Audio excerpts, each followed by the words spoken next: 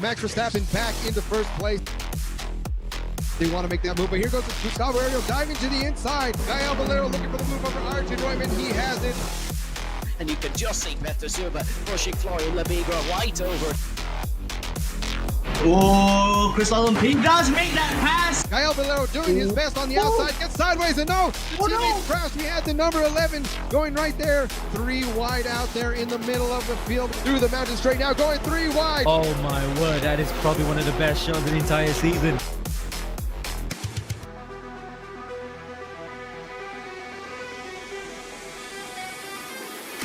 Towards the Niki Lauda curve, bumping and banging and into the wall. That is a horrible crash. 2 wide now, door to door. Max Verstappen to Vanderdantis. Max Verstappen able to safely rejoin. Slots it right in front of another car.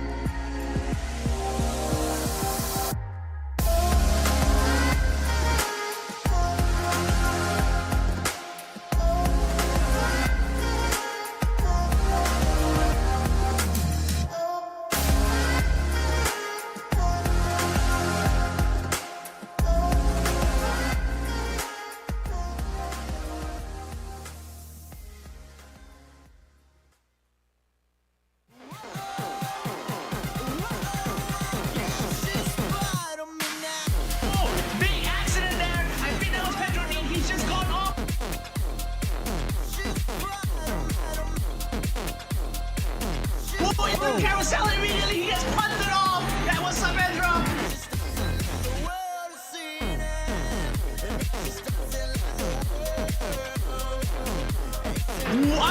He's gone off. He's been tapped, and he's into the barriers.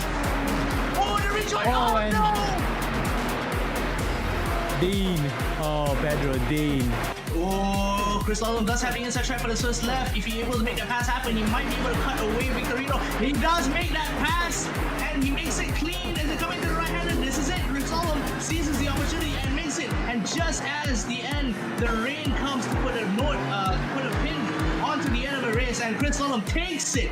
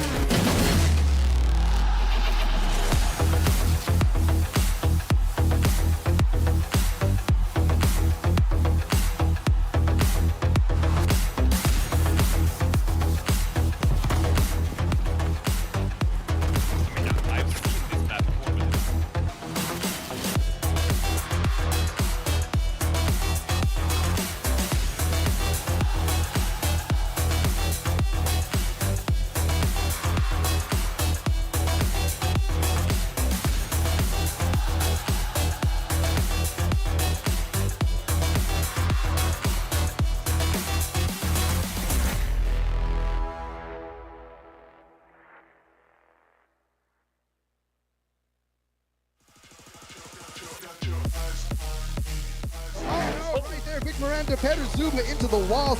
It's actually Valero. Valero's actually gone off into the barriers, coming up to the cutting. David Taub making his way back up, has already climbed 7 positions. Oh!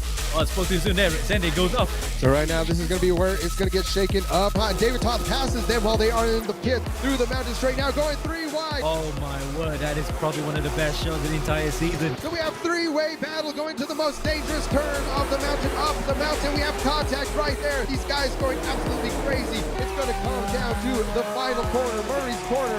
Who is going to have to leave? We may have a drag race to the finish line on our hands, folks. You see David Toth right now going into the pit lane.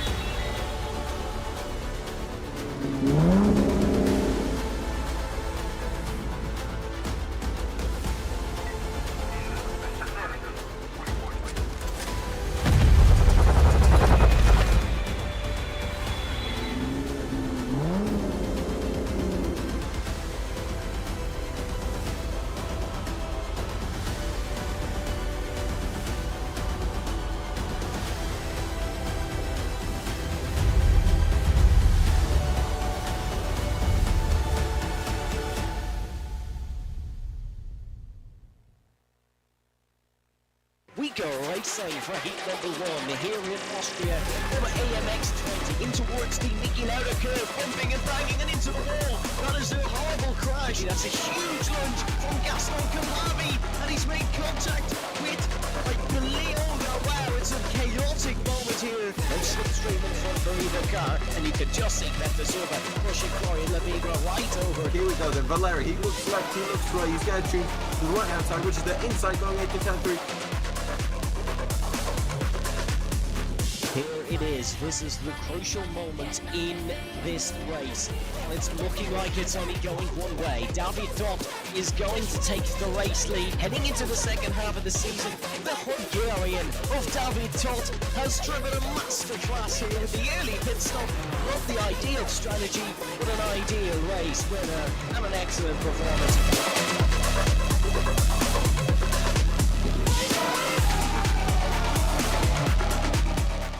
To save our home, we must travel through the gateway to find new energy.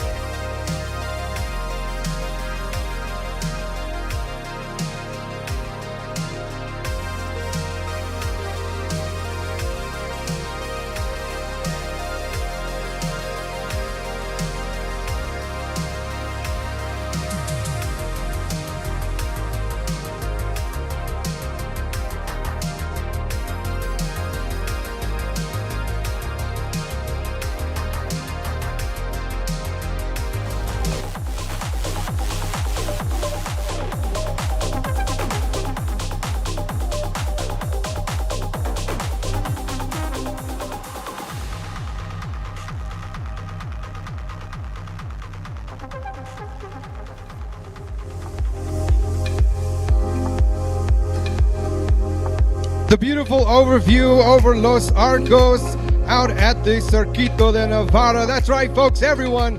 welcome back to the Grand Premiere, Season 6 of the AMX Sim Racing World Championship, where over the next 10 weeks, we're going to have some of the best sim racing out there in the world. Once again, welcome back, everyone. I look forward to what we have today out in Spain. I am Kevin. Alongside me today is Julian. Julian, I can't wait for such a great start to the season. What are you most looking forward to today? Well, it's got to be close racing. Just super excited to be back for another season of AMX Global. Season 6, and it feels like forever, but I think it's going to be a cracking season and a cracking race to kick off this new season. Absolutely. And definitely going to be coming out here today strong. We're going to have a very strong show, and I'm already looking at some of the drivers out there. A lot of fan favorites, a lot of people returning from previous seasons, and a couple of newcomers that I don't recognize their names, so we'll have to catch up with them shortly. But like we said, we're starting it off today with AMX Zero. Out here at Navarra, like I said, in Los Arcos, Spain. This track was opened back in 2010 and boasts a length of about 3.9 kilometers. There are a few different layouts out here, but today we are running the full speed circuit, 15-turn circuit.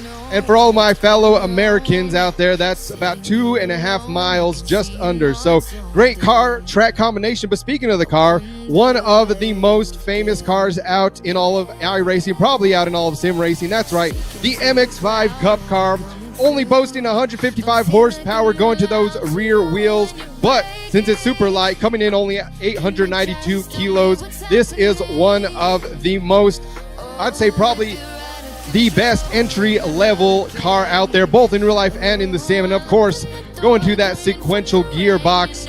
The previous MX-5 Cup car in iRacing had an H pattern, but they have since updated it to that sequential, again, to match like how they run in real life. So definitely a great way to start off the new season. A lot of these vehicles out here, the MX-5 being the one that most people in iRacing use as their very first vehicle. Such a fitting start to the season, Julian. Absolutely, like you said, it's the one that most drivers start out with. It is personally the bread and butter when it comes to starting out in GT cars or GT type cars. If you're experimenting with that for the first time, coming from either oval or open wheeler. So now we're going to go ahead and check in on our qualifying. So we have a lot of drivers out here. Like we said, just a quick recap for the AMX Zero races, a little bit shorter format. Our drivers have 15 minutes to qualify, get a good lap set in, and we'll be following that up with two 15-minute heat races. You can see the QR code on screen. Feel free to scan that and get the live timing, be able to get a lot more information that we have up here. But now we are on board with the number 9 MX-5. Looking like that is Simone de Mori. So great to see him back out here. Of course, Simone, one of the several drivers that we get to see out in real life as well as in the sim. Last season, didn't show up to as many races. Like I said, a lot of these guys now getting better and better in the sim and translating as well. Better and better, being able to race in more series in real life, especially now during the summer seasons out here. We have a lot of sim racing, a lot of real racing, so these drivers are definitely busy. They're also busy putting in the time on the sim and practicing for these events, as the timing screen has just gotten on, as Jackson Resende currently leads the way, and there's not a whole lot of time left, Kevin, so whoever wants to beat him, it's now or never. Yeah, and looking at that, it looks like we have about 6 drivers still out there that have not set down an official qualifying time, so they'll be set all the way to the back of the grid. So unfortunately for a lot of these drivers, I mean, hey, I love seeing it out here. Like I said, just a quick reminder for the AMX Zero races, these are free for anyone, a lot of the base content. So Navarra being one of those tracks that was recently added to the base content in iRacing just a couple months back. A lot of drivers, kind of looking from what's going on out there. Quite a bit of people may still be learning this track. However, it's been probably a while for some of these higher level drivers. I've seen some people out there so far, 8,000 iRating, 7,000, 9,000. So we have a lot of guys out there. Like I said, some newer names. I'm looking out there, Bota, Robert, Thiago Pereira. So there's quite a bit of names out here that will definitely make for an interesting start of the season, but that will come to a close for our qualifying out here. AMX Zero race number 1 of the season, the grand premiere out here today. Great track, but it is again Jackson Asenge, an AMX veteran, out here setting that top qualifying time. So you see all smiles from him right there, setting 157.235. So he's feeling very confident. The Brazilians atop the leaderboard, followed by Ralph Benitez in second, Victor Miranda in third, Bruno De Carmo fourth, Gonzalo Fabi in fifth, Simon Demori sixth place, Corentin Guinez seventh, Pablo Mercera eighth, Pedro Dean ninth. Rounding out your top 10, we have Peter Zuba, followed by, like I said, one of the newer names that's out here on the field, Bota Robert, Evandro Dantas, Gaston Culavi, Thiago Pereira, Ayrton Ruitmin to get out your top 15 drivers. So we're gonna have a definitely. I'm excited to see this. Especially, we have a lot of other races coming on. We have AMX5 coming up later on as well. So make sure you guys stick around for that. But back to what we have here, Julian. Any predictions for you out here in race number 1? Well, turn 1 it's going to be interesting because it's barely a corner, it's just a small right-hand kink. But then turn 2, heavy braking zone, which goes immediately into turn 3. I think we could see quite a bit of side-by-side action, not only in lap 1, but throughout the race. That is definitely the best place to overtake if you've got a great run. But it seems like we're just moments away from a lights out here for the first race of the season. And seeing they're leading on pole right now. So we do have a reverse grid in between sessions. So that puts Ayrton Ruitman, although he only got 15th in qualifying, he is now our pole sitter for heat number 1. And once again, folks, out here AMX Zero, 2 15-minute heats, while we're waiting still for a couple more drivers to grid, it looks like. But we have 23 drivers out on the grid. Man, all I can say is let the chaos ensue as the green flag is flying. A great start from your front runners out there, going side by side now, getting ready to set up into turn 1. We have Ayrton Ruitman and Pereira, followed closely by Dantas. Ooh, looks like Mercera already driving, but Pereira able to get the inside line right here, going to turn number 1. Right here, like you said, Julian, turn number 2 is where it gets a little bit tighter. We'll have to see what happens from all of these drivers right now. It looks like a couple of drivers, so back to the race. Definitely Pereira looking great as he starts the lead right now over Ruitman. We'll have to see if he's able to hold on to that one, Julian.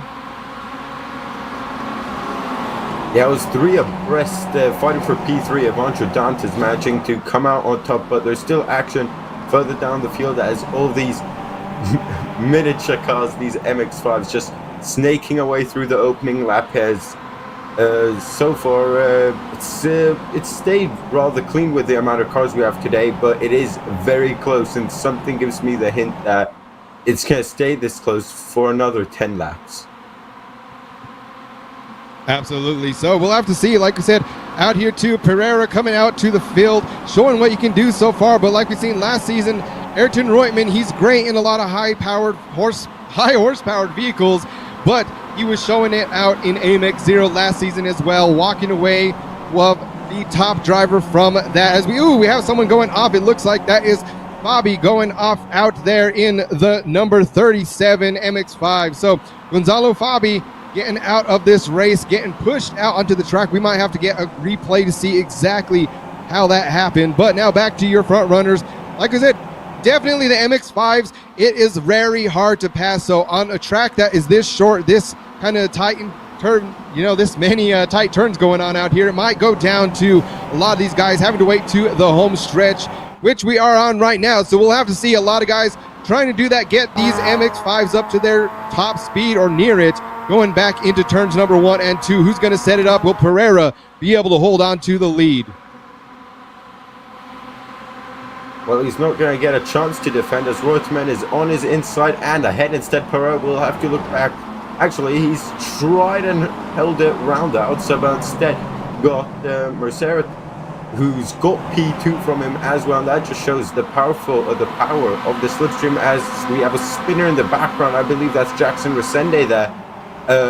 The man who was quickest in qualifying, of course, down the order due to top 15 reverse, but he is now at the very bottom in P20, as there you see an incident previously between Fabi and the number 61 car, but it's still very close, as definitely, like you said, best overtaking spot down the main straight, as these guys pushing it into the final corner to get the best run out of it as possible.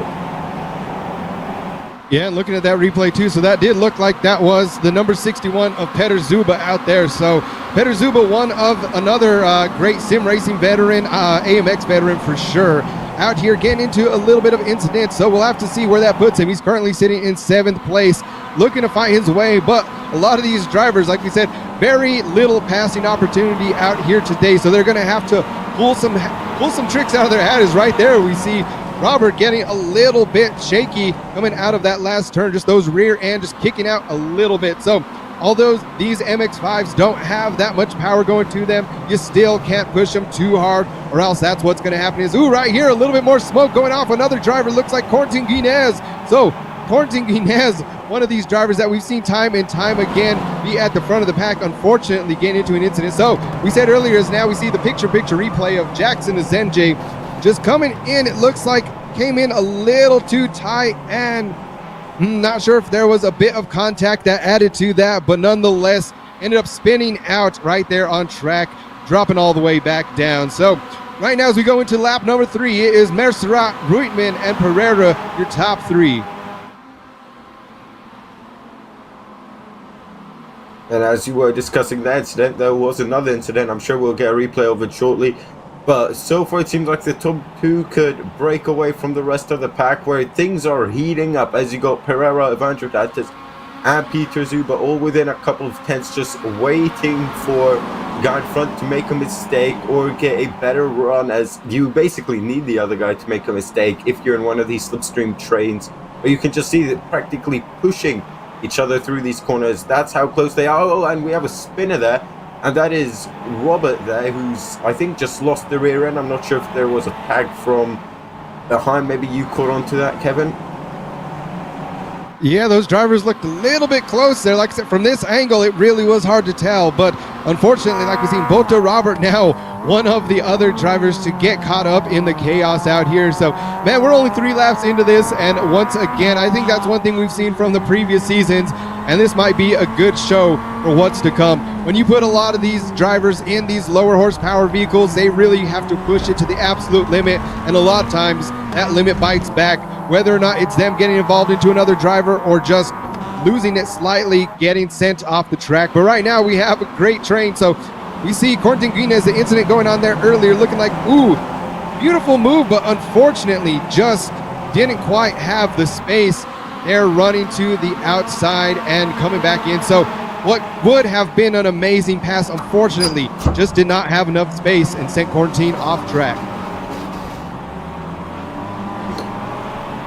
And there is another very similar incident. This time it's Gaston Kulhavi who's been spun off once again, tagged on the rear end and spun into the gravel, as now Pereira's looking to defend from Petr Zuba, who's going to the inside. And look at that, that's Evandro Dantas getting involved as well, just tucking in the slipstream, and he's going to say thank you very much and I'll follow you through as well. But they do go a bit deep, and I think Pereira's got both of them back. Well, he's got at least one back, as he disconnects for a second there, but now he's back, and I think that's just lost to P3. Can he fight back to P4? It's all very close here. P3, P4, P5 as usual. Definitely, and I mean, seeing out here so far, it looks like a lot of these drivers too getting a little bit into the doors of each other. But I mean, that's kind of what you expect out here in these MX-5 Cup cars. A lot of door banging to be going on, and like we said, we're only into heat number 1 of this. We have a whole nother heat coming up right after. So lap number 4, your top 3 currently: Mercerat, Ruitman, and Zuba. So we'll have to see, as Ruitman getting a very good run on Mercerat. We'll have to see if he's able to get that top spot back. But there we see the incident again, Gaston Kulavi. So, man, we just have so many people. And another person off track. That's Simone De Mori out there in the number 9.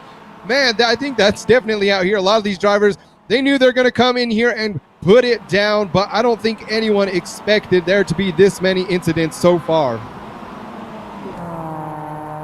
Absolutely not, and they seem to be a rather carbon copy of each other, as I think we had another spinner back at the back of the pack. But so far at the front of the pack, it is Mercedes versus Ayrton Reutemann, still fighting it out for the lead. The two Argentinians not giving up, but look at that. Up 7 positions is our race leader, so he's trying to go all the way from P8 to P7. And there too, so definitely it's looking good to be at the front of the pack right now, but Ayrton Reutemann and we have Pablo Mercerat, the two Argentinian drivers, where it looks like Mercerat has so far the fastest lap set, so we'll have to see as, right now Victor Miranda actually able to best that. So Victor Miranda in 6th place now, setting the fastest lap out here so far, so we'll have to see. I think right now this is going to be where we have a lot of our drivers towards the front of the pack, really right here, your top two. I really think this is going to be the battle to watch, as well as we see back there, 3rd place, 3rd, 4th, 5th place. Those guys starting to get into it a little bit more as well.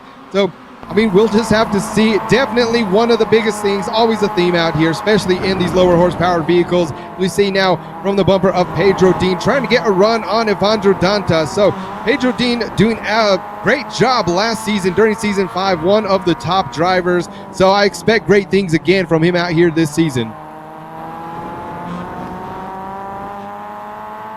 And much like last season, we have the opponent cam, which gives us a great perspective on both the attacker but also the defender. But halfway through this race so far, and it seemed like it's finally calmed down from the chaos of the opening couple laps. And so here we go, and I can see everyone out there in chat, so big shout out to everyone watching out on Twitch and on YouTube. So you guys, we had a heck of a season ender last season for season 5, the grand finale. We seen you guys out there. We had some great things from our friends over at Next Level Racing, doing a great giveaway. Back on track right there. Looks like Pedro Dean getting a little bit squirrely, and we can see these guys right here trying not to go off track, so trying to just hold it there, as well as Victor Miranda. So a lot of these guys, like we mentioned, you put some of these top drivers, take them from super high downforce, super powerful vehicles, throw them in something out here that doesn't even have a rear wing, just completely relying on that mechanical grip. And I think this is one of those where we get to see exactly what these drivers get to do. I think, whenever it comes down to this, it comes back down to the basics, back down to the foundations of racing, and that's what we love seeing these MX-5 Cup cars out here at AMX. Absolutely. Reminds me a lot about go-karting, as we see some wheel-to-wheel banging there between, I think that was Evandro Dantas and Pedro Dean. They're going into turns 2 and 3. Reminds me a lot about go-karting. You want to keep the car in the rev range, because otherwise you'll just lose so much time on exit, especially if there's a long straight after or a high-speed section. And coming out here, so like you said earlier, this being one of the newer tracks to iRacing as far as being on the base content. So it was just added about a couple months ago. I know usually when we see new tracks like that, it has a lot of hype at first, and then we just have to wait and see if it continues. But out here, definitely showing for some of these drivers that still, hey, even though they are top iRacing drivers, they're still very much comfortable when they take it back to the basics in the MX-5. So it's still, right now, lap number 6, Pablo Mercerat, who's been leading the majority of this race. As we see their picture-in-picture as well. Incident from Simone de Mori, looking like he just got spun out, unfortunately, right there. So, man, that, like you said, that has been the theme of the day. It's almost like we're doing bumper carts out here with the amount of crashes that have been going on. So we'll have to see, as I see someone in chat now saying, someone about breaking up the Brazilian train. So a majority of the Brazilian drivers all there in the middle of the pack from 4th down to 9th place, and especially a lot of familiar faces leading the pack. Pedro Dean, Victor Miranda, Evandro Dantas, 4th, 5th, and 6th place. So a lot of these guys, some of them teammates, all of them countrymen, seen, although sometimes they work together when it's best. We'll have to see now as they all want to get a place out on the grid, hopefully get a podium position, but we'll have to see about that because there's only a few laps left out here. We're going into lap number 7 of 10. Definitely we'll have to see as these battles heat up through the middle of the pack. And talking about battles heating up, the battle for the lead, don't forget about that. We were talking about Brazilians, but the Argentinians are kind of doing their own thing, just chilling, probably waiting for the last lap is Reutemann, just sussing out where he's quicker, where can he get on the power earlier. then the car in front, as once again we see an incident between Robert and Fabi picture in picture. And once again, it's that classic tag on the rear end or the rear tire, which just spins one car and actually smashes into the other one. So that's a double blowout for the pair of them. But Kevin, who would you say is in contention of the race win, as both of these two seem like they have very equal pace?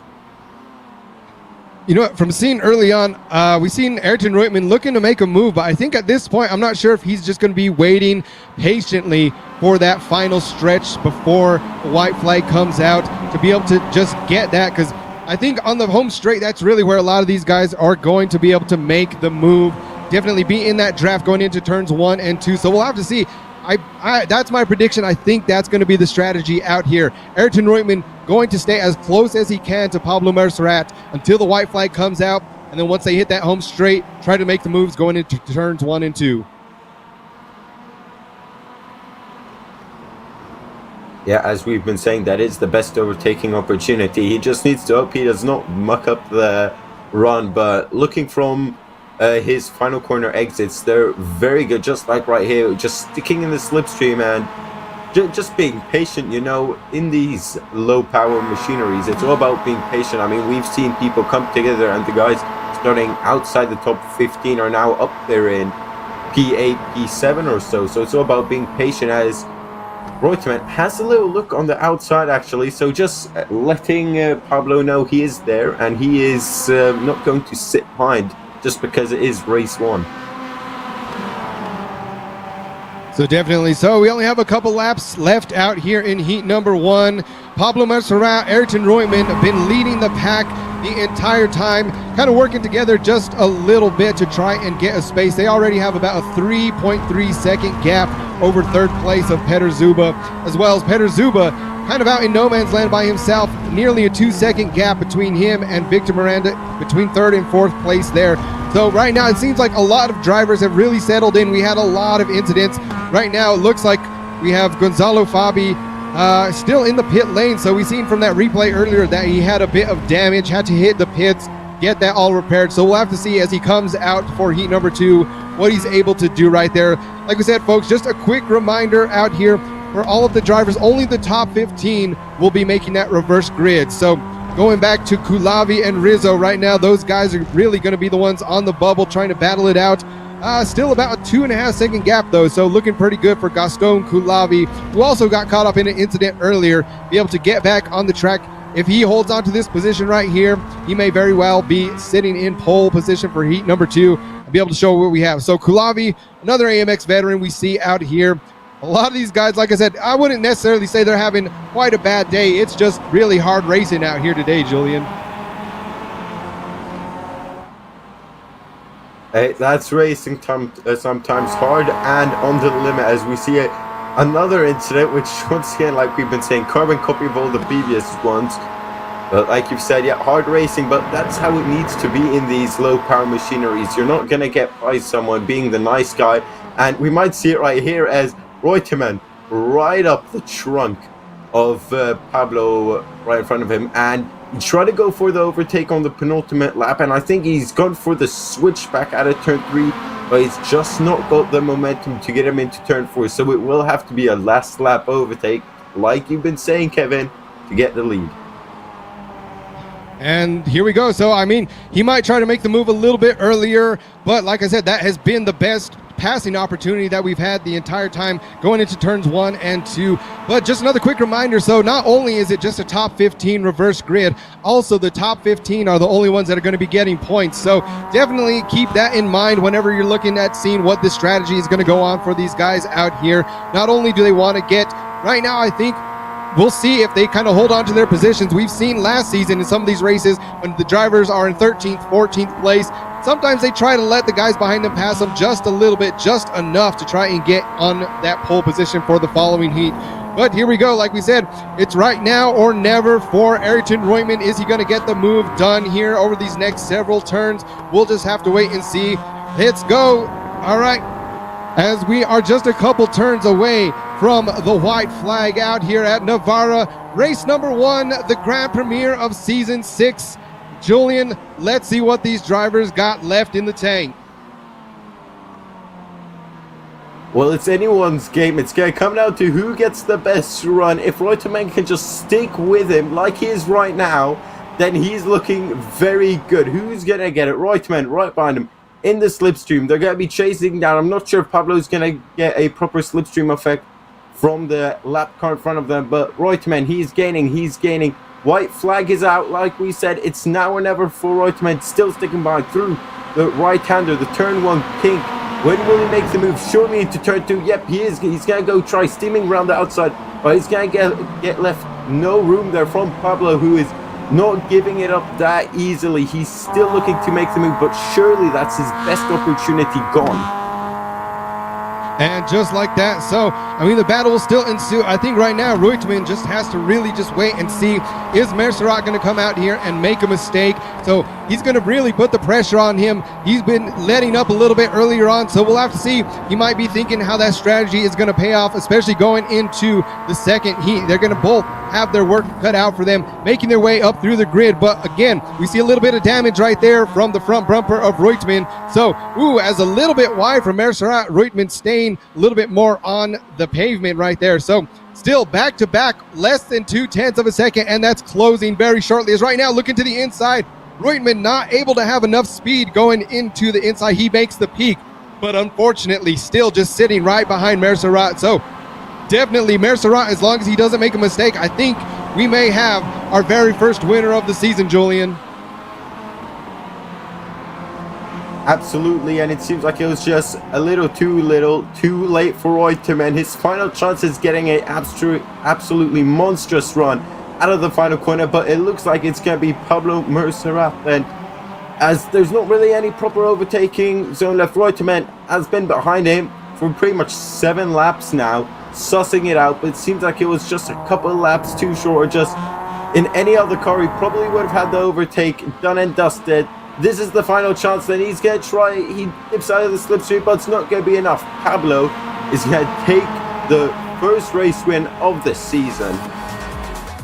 And just like that, there we go, folks. So Pablo Mercerat coming across the checkered flag, going across the start finish, the very first win of the season, as we still see people battling it out right there. We have, looks like Sardeni almost getting taken out. So incidents all the way from lap 1 to the very last lap out here, man. All right, definitely, I think a lot of these drivers, we'll see if anyone holds a bit of a grudge remembering who they got taken out by, who kind of may have tried to dive bomb them early on in this heat. And going into heat number 2, I expect a lot more of the same of what we happened. We'll have to see if the chaos ensues, but once again, huge congratulations to Pablo Mercerat in first, Ayrton Reutemann in second, and Peter Zuba in third, which Peter Zuba, again, kind of having a bit of contact earlier on, able to get all the way back up and still land on the podium. So we'll have to see if those top 3 drivers are able to battle their way through the pack.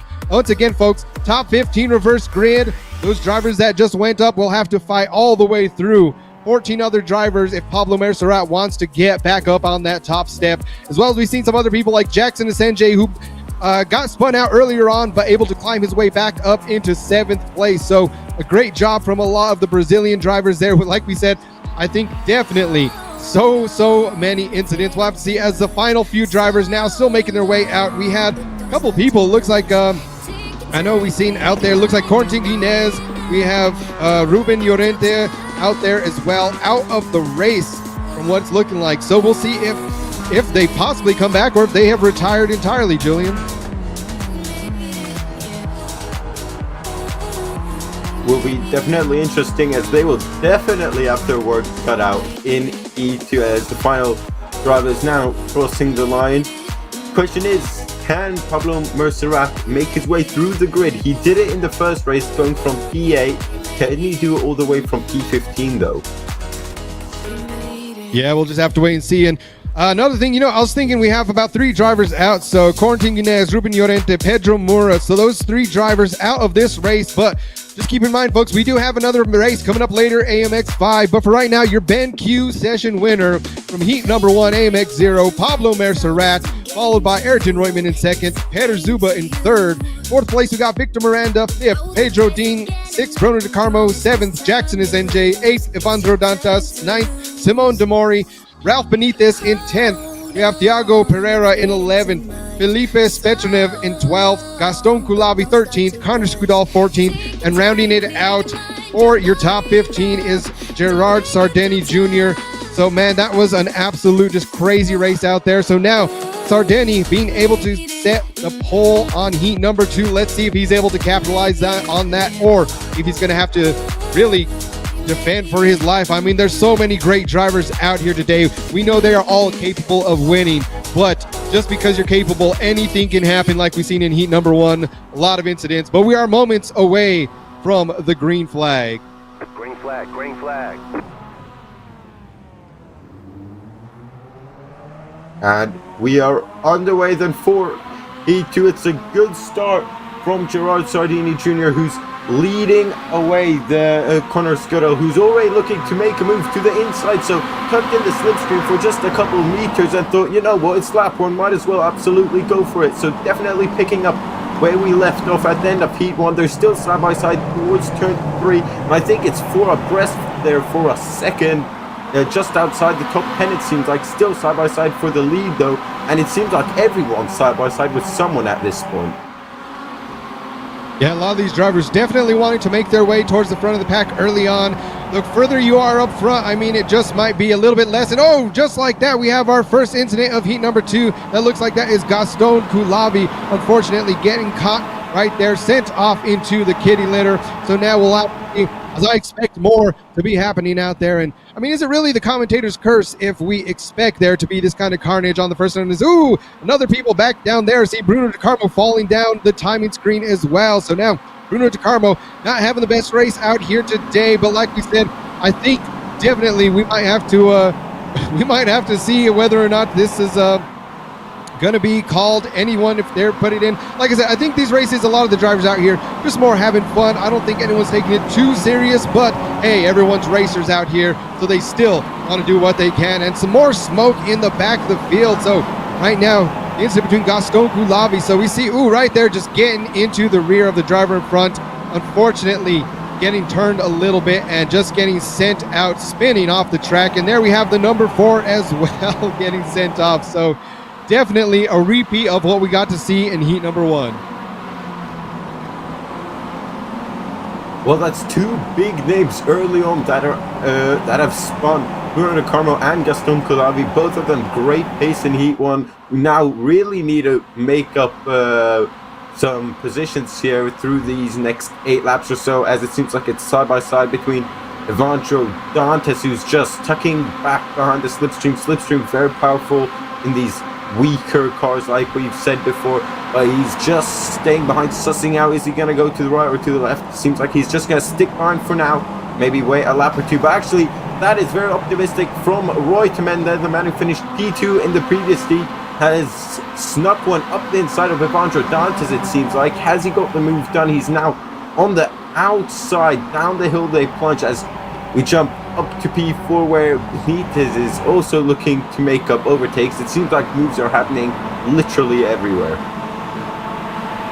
And we know Sardeni would love to be able to hold on to this win out here, especially out at his home track. So one thing that we're doing out here is, ooh, I've seen Peter Zuba now dropping down the time as well. So I'm sure we may get a replay of that later on. But like I was saying, Sardeni out here, the only Spaniard out on the track out here at Navarra today. So we'll have to see if he's able to hold on to that, put one down for his home country on the home track. That's always a great sight that you got to see. Even though we're out here and it's only AMX Zero, still some of the closest racing that we've seen from an AMX Zero race over the past couple of seasons. So definitely we'll have to see, as we are only 2 laps into this and the action is only heating up. Right now, Pereira looking to hold off Simon Demori. Demori getting a little bit shaky out, had an incident getting taken out on heat number 1. Now looking to have that redemption. He's on the podium contention, but right now we know he's looking for that top spot.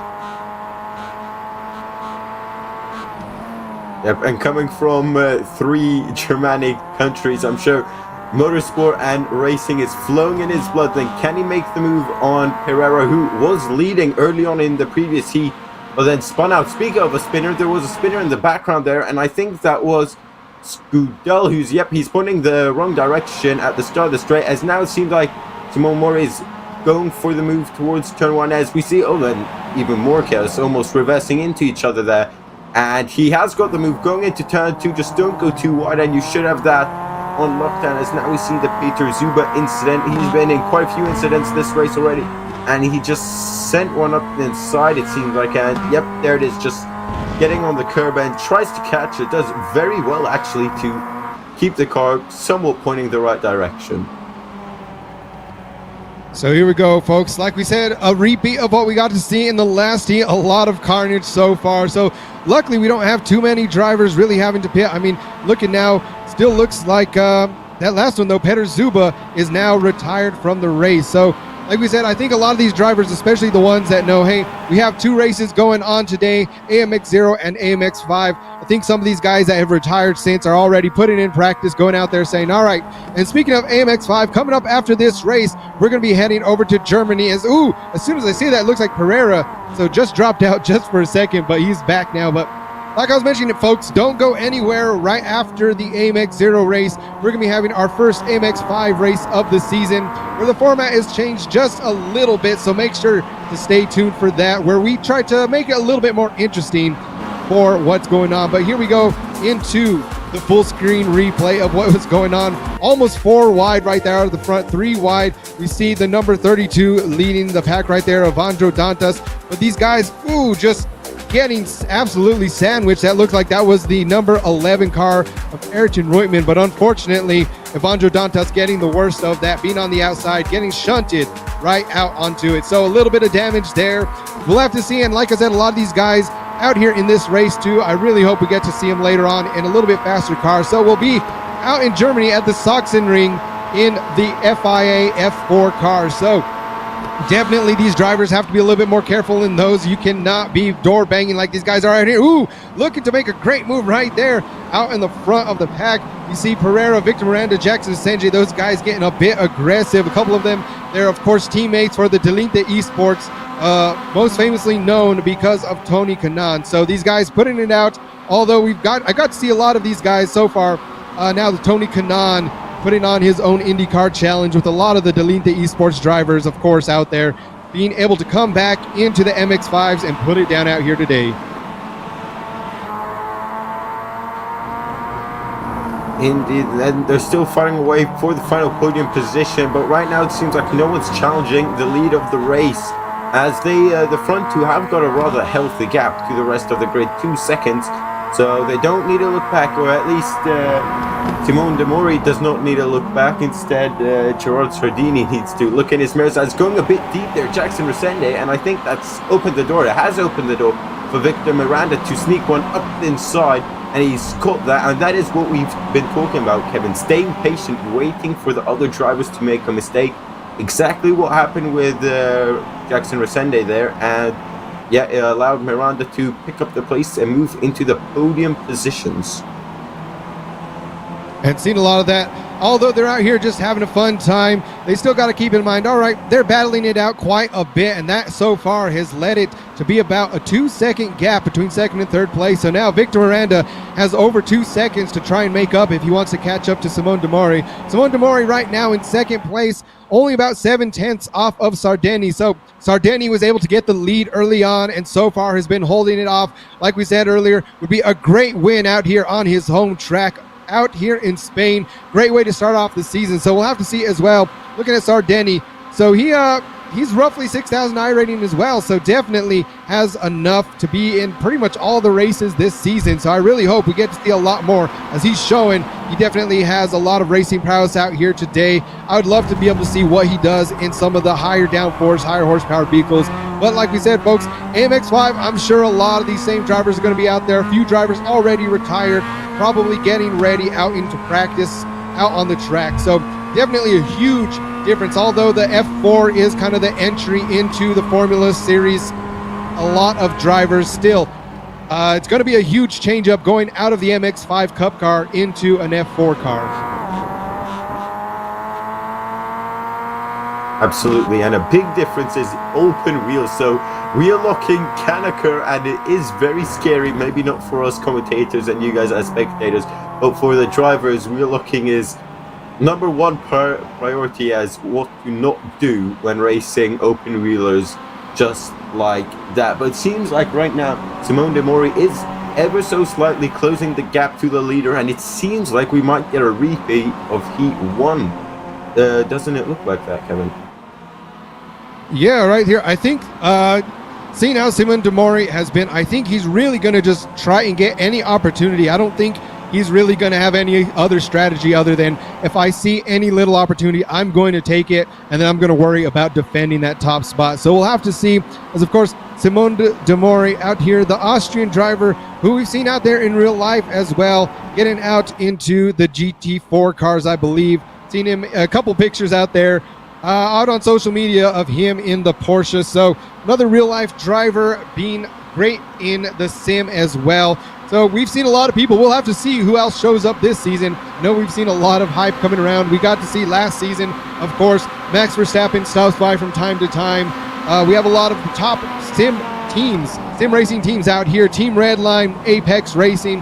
One driver that, you know, we haven't mentioned all day, but I'm sure a lot of people have already started to wonder is, hey, where is Gael Valero? So Gael Valero, of course, being last season's champion, overall points winner. And right now, Simone de Mori looking to the inside, making a move. So I'll get back to that, but a beautiful move right there to the inside, just seen it, and now overtakes Sardeni. So like we're saying earlier, Simone de Mori now getting a little bit squirrely, but just pushing this car to the absolute limits of its grip. Now Sardeni having to play catch up. Yeah, what a move in the high speeder down the inside, and that was committed from him. Exactly what you said. He's just going to take any opportunity. And further behind, the Petrodina and Pereira were going side by side at the start of the lap. But lap 6 out of 10, they're just over halfway, and it seems like Sardini is not giving up quite yet. But also, Victor Miranda, Jackson Resende, they are catching up as well. This could be a four-way fight for the lead. So these two, they need to look fine as well and be like, oh crap, we got some quick drivers approaching. But being quick themselves, I'm sure that they won't just wave them by. But being in the lead is of course a big advantage, as you've got a couple of mobile chicanes behind you, and you can't just get absolutely swarmed if you make just one mistake. But Kevin, this can go either way for the top 4, and I think it will go down to who does not make a mistake. Yeah, definitely. I mean, knowing that Jackson Asenge right now sitting in 4th place, but we still have, you know, about 4 laps left out here, so we can see Sardeni now losing. Victor Miranda showing great pace there, all the way sectors 2, 3, and 4, quite a bit faster than Simone de Mori. And so, I mean, really, Victor Miranda right now making the move to the inside, so he does have it over Sardeni. So just like that, Victor Miranda up into 2nd place, Sardeni down in 3rd, but he's not going to give it up easy, as he is right on the bumper of Victor Miranda. Yeah, and I just want to point out, turn 2 such a tricky braking zone, because you're coming in at an angle from the kink of turn 1, and we've seen drivers go wide there and spin out going into turn 2. So such a tricky braking zone to get right, especially in cars like this, which do like to step out under braking and under traction. But it seems like right now Victor Miranda's in the driving seat for the race lead, as he's really pushing Simone de Mori right now. As you can see how close he is, just sussing out, waiting when to go. He's still got 3 laps after this one, so still quite a bit of time to make the move, but he will have to make it sooner rather than later, that is for sure. And looking at the top 2 drivers right here, Simone de Mori, Victor Miranda. So the last lap, Victor Miranda did set by almost a second quicker, so that's how he was able to catch up so fast. But these 2 drivers are very neck and neck. Their best laps are only about 0.2 of a second difference. So right now, Victor Miranda nearly about 0.2 of a second, but with him being right on the rear bumper, like I said, with about 2.5 laps left to go out here, or sorry, about 3.5 laps left to go out here, we'll definitely have to see exactly where these guys sit. So, I mean, I think you're right, Julian. I think Victor Miranda definitely has the pace right now over Simone de Mori. So Simone de Mori is just going to have to put on an absolute masterclass in defending as we go right here now. Closing out lap number 7 into lap number 8. Will Victor Miranda make the move right here? Well, Simone de Mori will have to do what Pablo Misery did last race, and that is defend for his life, but he's not going to get a chance to defend. He has gone to the inside, as with the slipstream, Miranda has been able to get himself only alongside and not ahead going into turn 1 as Mori absolutely clatters the apex curb. As now Miranda looking to get the switch back down the hill towards the high speed, but Simone's also got that covered. He just needs to do that 2 more times, Kevin, and I think he would get this race lead, but he's once again going defensive, and going defensive, of course, it leaves you vulnerable on the exit, like we've seen so many times. But Miranda, he needs to look out from behind as well, as now Jackson Resende is behind him, who's made the move for P3, who goes off into the gravel once I say that. So a bit of commentator's curse now. Around the outside again from Miranda, maybe looking to get the better run from left to right. Now still behind, has a look. Oh, it's mighty fine margins out there, isn't it? Yes, and see now these cars out here on this track. I mean, I think this is a great car track combination for these vehicles. But right now, Victor Miranda looking to make the move on the outside. He's kind of holding it down, still has just enough grip, but unfortunately, with those 2 tight right-handers, Simone de Mori just still there. But now Victor Miranda able to hold it right now. Simone de Mori also having to battle out side by side with Jackson Asenge. So Victor Miranda finally able to make the move. And like we've seen right there, oh no, and a spin out from Jackson Asenge. So looking like one of your top contenders for this heat now. Fortunately, getting spun out, getting all the way back to 8th place. So now the battle is going to be between Victor Miranda, Simone de Mori, and as well now Gerard Sardeni, who is leading the race for the majority of heat number 2. Now still sitting in 3rd place, but without Jackson Asenge in the fight, he is going to look to stick it back to Simone de Mori.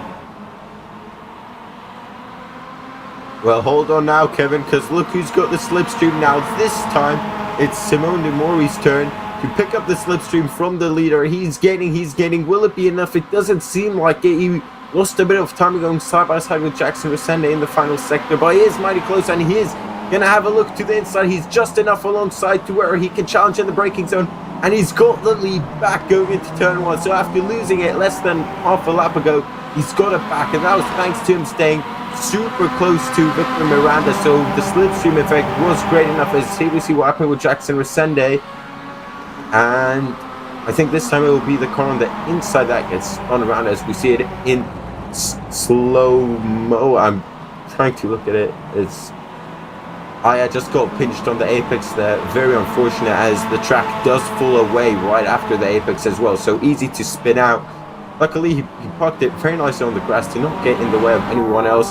But lap 9 out of 10 then, so you could see it as 2 more possible overtaking, or sorry, only 1 more, as we will only go to turn 1 more time. As now Victor Miranda's looking to make the same move once again on the outside and keeping it side by side. Oh no, and that's Simone de Mori, who had a snap of oversteer. He had to turn into a slide, and now he's lost not only the race lead, but also the podium down to P4. And that's exactly what we were saying. Don't make a mistake, and you're pretty much guaranteed a podium if you're fighting at the front.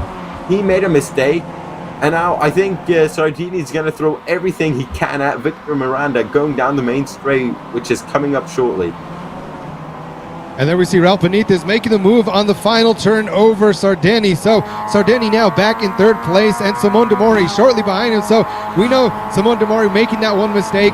He's thinking, all right, you know what, I have still lap 9 of 10. I have nearly no time to make this back up. I'm going to at least try to go on to the podium. So sorry, right now we are on going into, lap number 9 of 10. So as we reach the starting grid, here we go. Victor Miranda, the white flag is flying. Victor Miranda, Ralph Benitez, and Sardini right here, your top 3. Those guys battling it out for 2nd place. Might just leave enough room, already a 2nd gap for Victor Miranda to lead away. So we go into turn number 2 right here. This is where we've seen a lot of people either make a great move, and Simone de Mori right there trying to get back on in through the inside, looking like he's getting back onto the podium. So spun out the last lap, able to get back into 3rd place over Sardini, but Sardini holding on to his bumper like he's holding on for his life right now. So I think this is going to be the battle to watch, as Victor Miranda is starting to slowly make away from the pack. As long as he doesn't make any mistakes, he may be sitting in that top spot. Absolutely, and I just quickly want to point out Gonzalo Fabi in P5 made up 15 positions, so amazing race from him. In the lead though, can Simone de Mori maybe get P2? It's looking very unlikely. I think he'll have to look back in his mirrors and defend instead for the podium. Such a shame that he spun out but such is motorsport. Fine margins, especially in cars like this where don't have a lot of grip. In fact, pretty much negative aero if you think about it. As I think Sardini had a thought there of going down the inside, thought the better of it though, but now he has gone down the inside, but he gets caught on the curbing, and I think that's pretty much secured the podium for Simone De Mori here in Heat 2. So here we go, folks. Just a few turns left in this heat number 2. It is Victor Miranda, Ralph Benitez, Simone De Mori, who right now, I think, like we said, the battle is going to continue for third place between De Mori and Sardini. So Sardini looking for any little thing. I think right now, Simone De Mori just has to say, okay, I just have to drive defensively and not make the same mistake I made on the last one. And here we go, folks, as the guys are now making their way back towards the start-finish line. It is going to be Victor Miranda, Ralph Benitez, Simone De Mori out here in heat number 2. A big congratulations to the Brazilian drivers, making it a 1-2 for Brazil. Team Delete Esports as well. Man, this has been a great start to the season already, Julian. Absolutely. I mean, this is a great advertisement for AMX Season 6, just battling from lights out to checkered flag all around the grid as well. It wasn't just for the lead, wasn't just for the podium, but also for P5, the top 10, and in Heat 1 especially P15, which gave pole position, and our pole man ended up in P4. So still a solid race despite moving backwards for Gerard Sardini. So if that's anything what we can see there, I mean, I look forward to what the next race has. But for right now, big congratulations once again to Victor Miranda, your BenQ session winner, sitting in that top spot, followed by Ralph Benitez in second place, Simone De Mori in third place, Gerard Sardini Jr. fourth. In fifth place, we got Gonzalo Fabi, who, like you said, up 15 positions, doing great driving out there today. Pedro Dean in sixth, Pablo Mercerat in seventh, Jackson SNJ 8th place, who was looking like he was a contender for the lead, but unfortunately just having a bit of an incident late on the race. Diego Pereira in 9th, Gaston Kulavi in 10th, Ayrton Reutemann 11th, Diego Villarreal 12th place, Felipe Spetronov 13th, Bruno De Carmo 14th, and rounding it out for your points for heat number 2, Bota Robert, who again, we got to see a lot of these drivers out here. I mean, a bit of contact back and forth, but that is definitely expected. We'll have to see, looking at a lot of these guys' iRating, looking at a lot of these guys, how they're driving out there in these cars. I mean, I don't want to say it since now, but I mean, I'm expecting at least a lap one, a couple people probably going to get into it, the way how aggressive these guys are out there. But like we said, coming up very shortly, we're going to be out in the F4 cars out at the Sachsenring. So, Julian, I know you've done some other commentating. I think you're probably a bit more in the open wheelers than I have experience. But I mean, if this is anything like what we've seen in race number 1 of the day, what do you think we're going to see going into the F4 cars later on?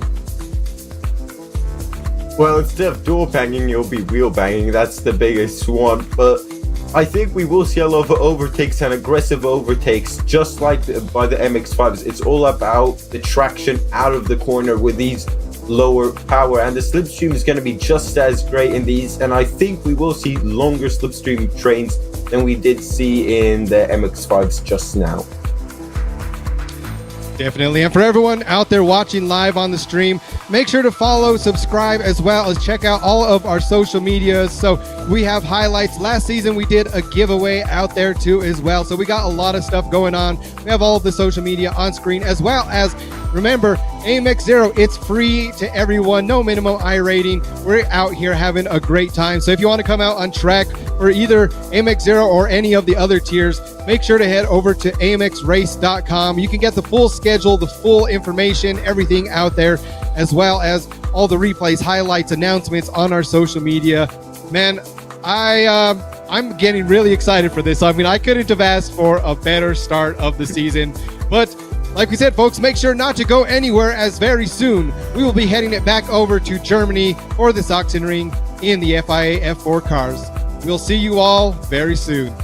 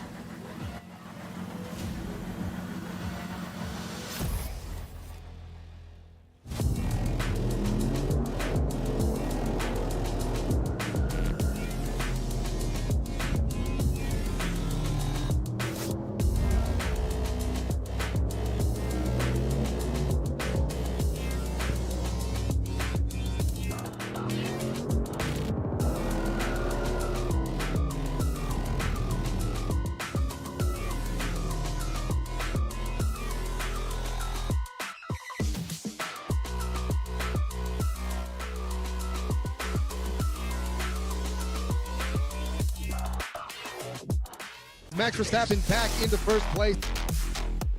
They want to make that move, but here goes Gustavo Ariel diving to the inside. Gael Valero looking for the move over Archie Neumann. He has it.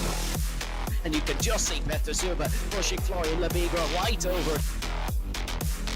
Oh, Chris Lallum, he does make that pass. Gael Valero doing his best on the outside, gets sideways, and no, teammates crash. We had the number 11 going right there. 3 wide out there in the middle of the field through the mountain straight now, going 3 wide. Oh my word, that is probably one of the best shots of the entire season.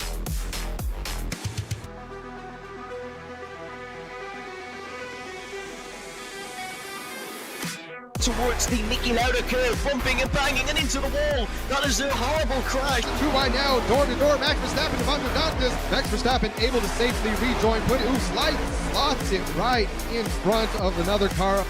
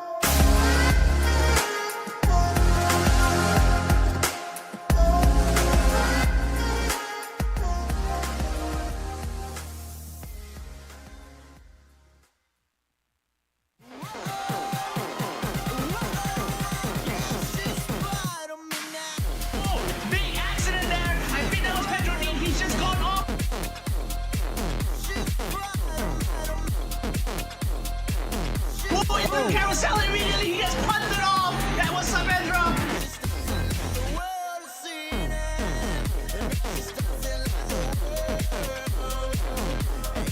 Aguilar, he's gone off, he's been tapped, and he's into the barriers.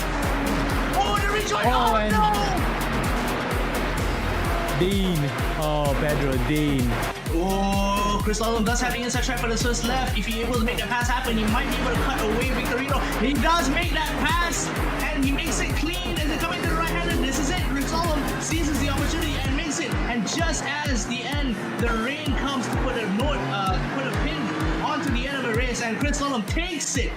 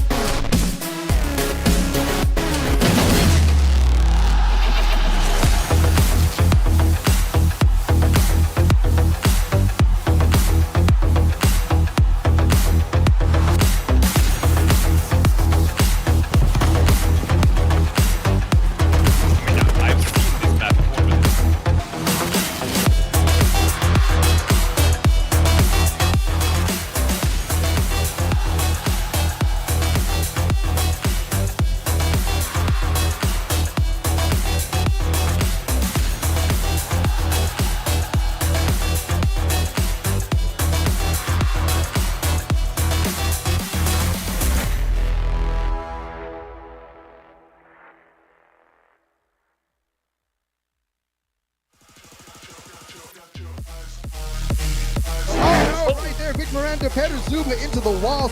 It's actually Valero. Valero's actually gone off into the barriers coming up to the cutting. David Todd making his way back up, has already climbed 7 positions. Oh, spoke too soon there. Sandy goes up.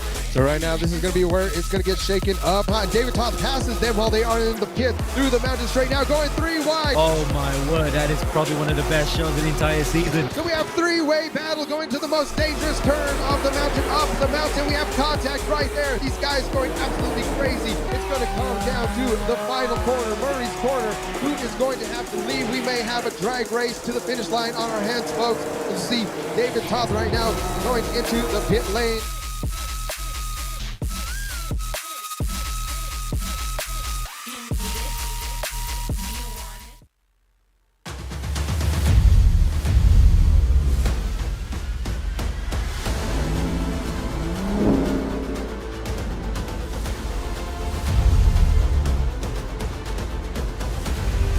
Request permission to engage with impact conductor. Staff, over.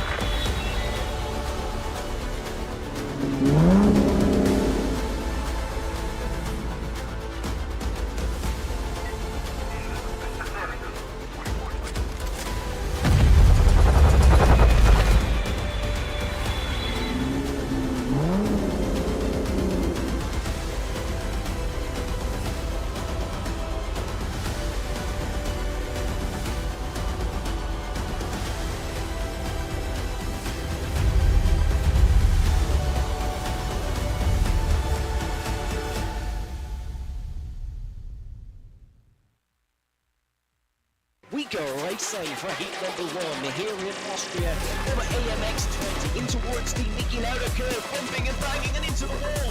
That is a horrible crash. That's a huge lunge from Gaston Calabi, and he's made contact with, I believe, oh wow, it's a chaotic moment here. And slipstream in front for either car, and you could just see Petrusoba pushing Florian Levigra right over. Here we go then. Valeri, he looks left, he looks right. He's going to choose the right hand side, which is the inside going 8 to 10 3. Here it is. This is the crucial moment in this race. It's looking like it's only going one way. David Toth is going to take the race lead. Heading into the second half of the season, the Hungarian of David Toth has driven a masterclass here with the early pit stop. Not the ideal strategy, but an ideal race winner and an excellent performance.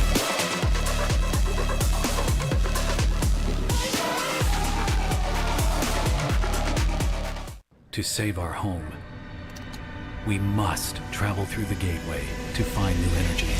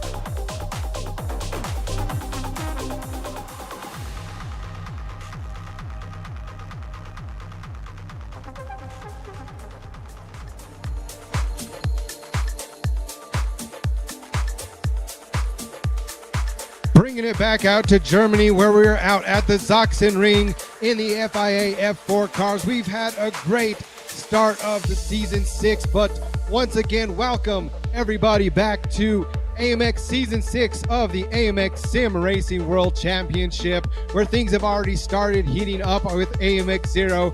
Now moving on to AMX5. It's going to be a great one. I'm Kevin. Alongside me today in the booth is Julian.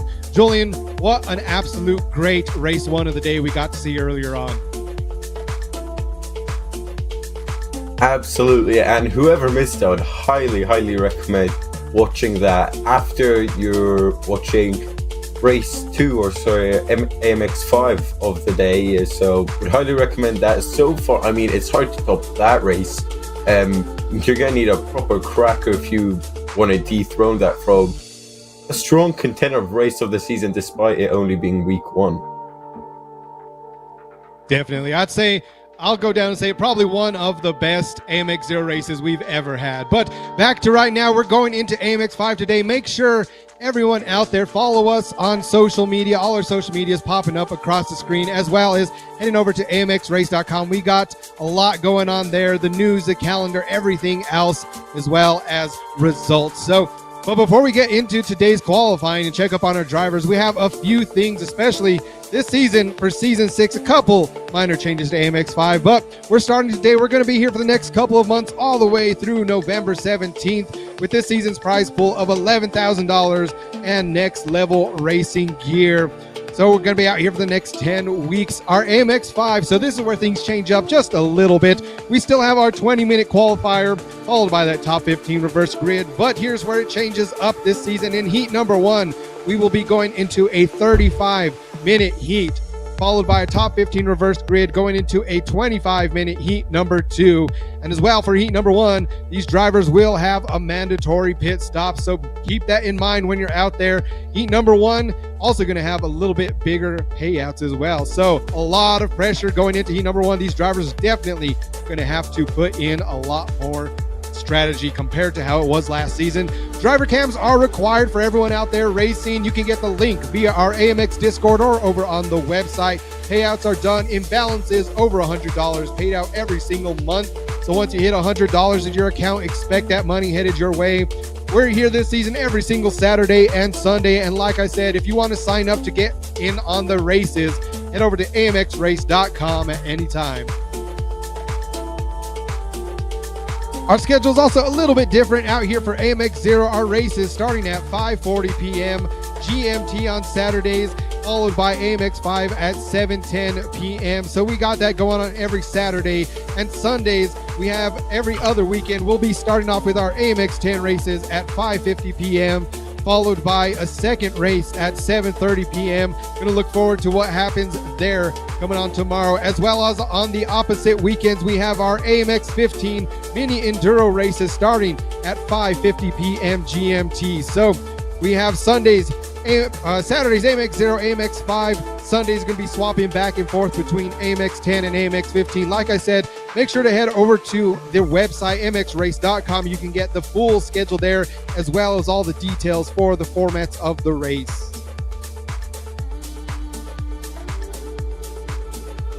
So the prize pool as well, changing up a little bit for AMX5 this season. You still get your qualifying and heat number 2 are going to be the same prize pool, starting in first place with $12.50, going down to second, $10, $7.50, $6.54, going down the list all the way down into 15th place. But the big change this season for heat number 1, we're going to be doubling the points. So that's going to be $25 for first, $20 for second, $15 for third, and all the way down into 15th place. One thing that we didn't change though, however, is the fastest lap will still get an extra couple of points, totaling to a total prize pool per race of $250. And keep in mind, if you want to hop in on the AMX5 races, you must have a minimum iRating of 2,000 to get joined in on the race. So get joined in, win some of these prizes, but definitely heat number 1 is going to have a lot more pressure for that race than previous seasons. And now we're going to go into a little bit more, like we said, FIA F4 cars out at the Sachsenring. Julian, these I think are going to be a great car track combination going on today. Absolutely. In the city of Chemnitz in East Germany then. First opened in 1927 with a length of 3.6 kilometers. It's a historic track which has seen everything from GT, but also open wheelers, which we will see today, which I'm sure will provide with some excellent racing.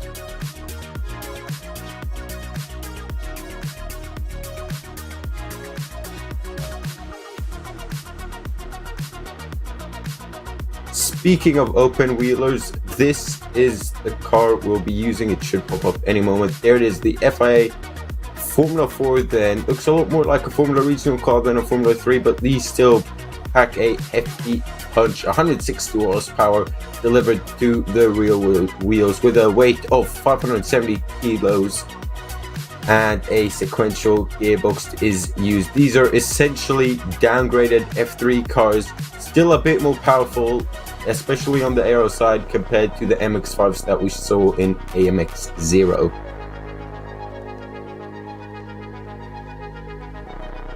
So yeah, I think with that, I mean, definitely the F4 cars, if it's going to be anything like we've seen earlier, we can expect some very close, probably wheel-to-wheel contact going out here. Kind of looking now as we go into our qualifying to check up on some of our drivers. We have quite a few people that we got to see earlier, especially a lot of the Brazilian drivers, a lot of the Team Delinte Esports I'm seeing out there on track already. And speaking of that, earlier on, it looks like, you know, kind of overall, we had a lot of the Brazilian drivers up top as well, the Argentinian. We had Jackson Asenge, Pablo Mercerat, Victor Miranda, all those guys doing excellent out in the races earlier. See Victor Miranda now, still, so far in qualifying, being in that top spot. It looks like he was one of the drivers early on in AMX Zero that was doing a great job in the MX-5 Cup car. So we'll have to see how he makes the transition going right out of an MX-5 Cup car into an F4 car. Definitely, I think this is a little bit more comfortable out here today, Julian. Yep, I'm sure that these Formula 4 cars are a bit more like home soil to these guys. Of course, they all probably start out in the MX-5, but this is a bit more new to them. They definitely know how open wheelers handle, as most of them handle in the same way, just with more or less air. But you can still see the likes of Victor Miranda still fighting with the car through the ice. You can see him soaring away at the steering wheel, just making sure he does not face the wrong direction during his hot lap. So a lot of these guys out here, like we see Gael Valero, last season's champion out here, putting it down, able to get that top spot so far. So definitely good to see him back out here. Didn't see him for the AMX Zero race, but I'm sure he was out here practicing, getting ready for this one. AMX5, the main event today. Definitely, you know, he went out with a bang last season, able to take the championship home, led the championship for quite a long time. Is just getting a little bit squirrely off track right there, but definitely pushing it out. I know these guys out here, Gael being one of the best open wheelers that we got to see last season in whether it's F4, F3 cars, no matter what it is, he's been able to put on a show. So definitely, you know, he's going to want to make that 3 championships in a row. So we got to see him out here.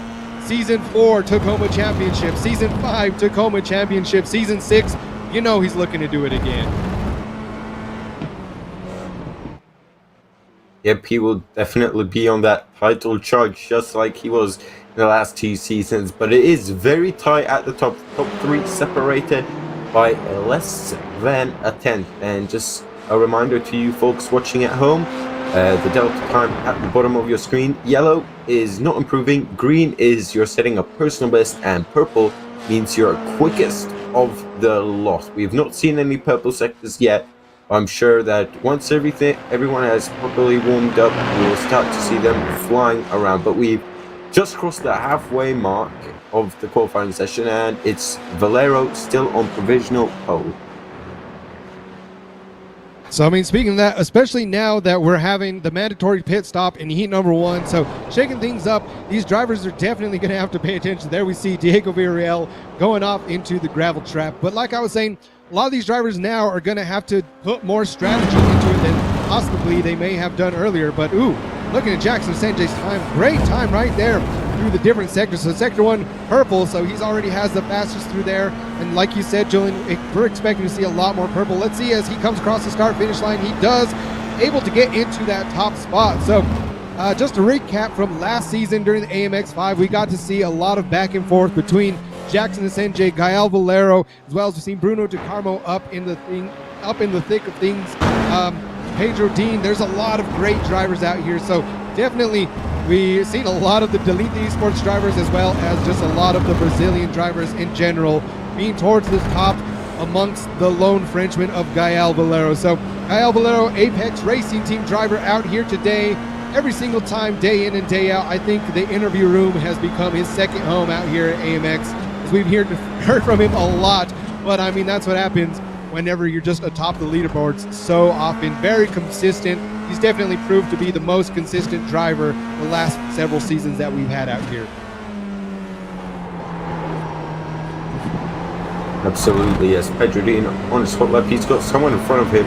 And this is what I like to see, just watching how different people take different lines. You saw through turn 1 there, Pedro Dean taking a very tight line to get a better exit, as he's now got lap 5. But what I'm very excited for this race is the pit stop. I mean, we have seen in previous races that you can go early on and just avoid the traffic and avoid all the chaos, and just hope that by just staying out of everything, you can come out in the lead. Or you can stay out late. However, that means if you stay out a bit too late, you might not have the time to go for overtakes and whatnot. So I think that will be also a factor in the race later on. Yeah, absolutely. And like you said, especially out here in the open wheelers, you have to be a lot more careful with that contact. We've seen a lot of these drivers getting pretty aggressive early on in the AMX Zero race and the MX-5 Cup cars. A lot of door banging, a lot of guys getting spun out off track. So definitely they're going to have to dial it back just a little bit more here, give each other just a little bit more space, even if it's just a few centimeters. But nonetheless, we are 13 minutes into qualifying, and it's still Jackson Asenge at the top spot with a 120.371, followed closely by Gael Valero and Victor Miranda. So right now, Gael Valero looks like he is only about 17 hundredths off of Jackson Asenge. So we've got to see these two battle it out side by side quite a bit last season. I remember probably one of the biggest highlights that I remember from those two guys last season. We were out at Interlagos, and down to the last lap, Gael Valero, Jackson Asenge battling it out side by side, with Gael Valero coming out on the last turn, able to make that overtake. So I know it's going to be some great battles between those two. And right now we have about 11 drivers out on the grid. So as it stands, all of these drivers are looking to make that top 15 reverse grid that we have.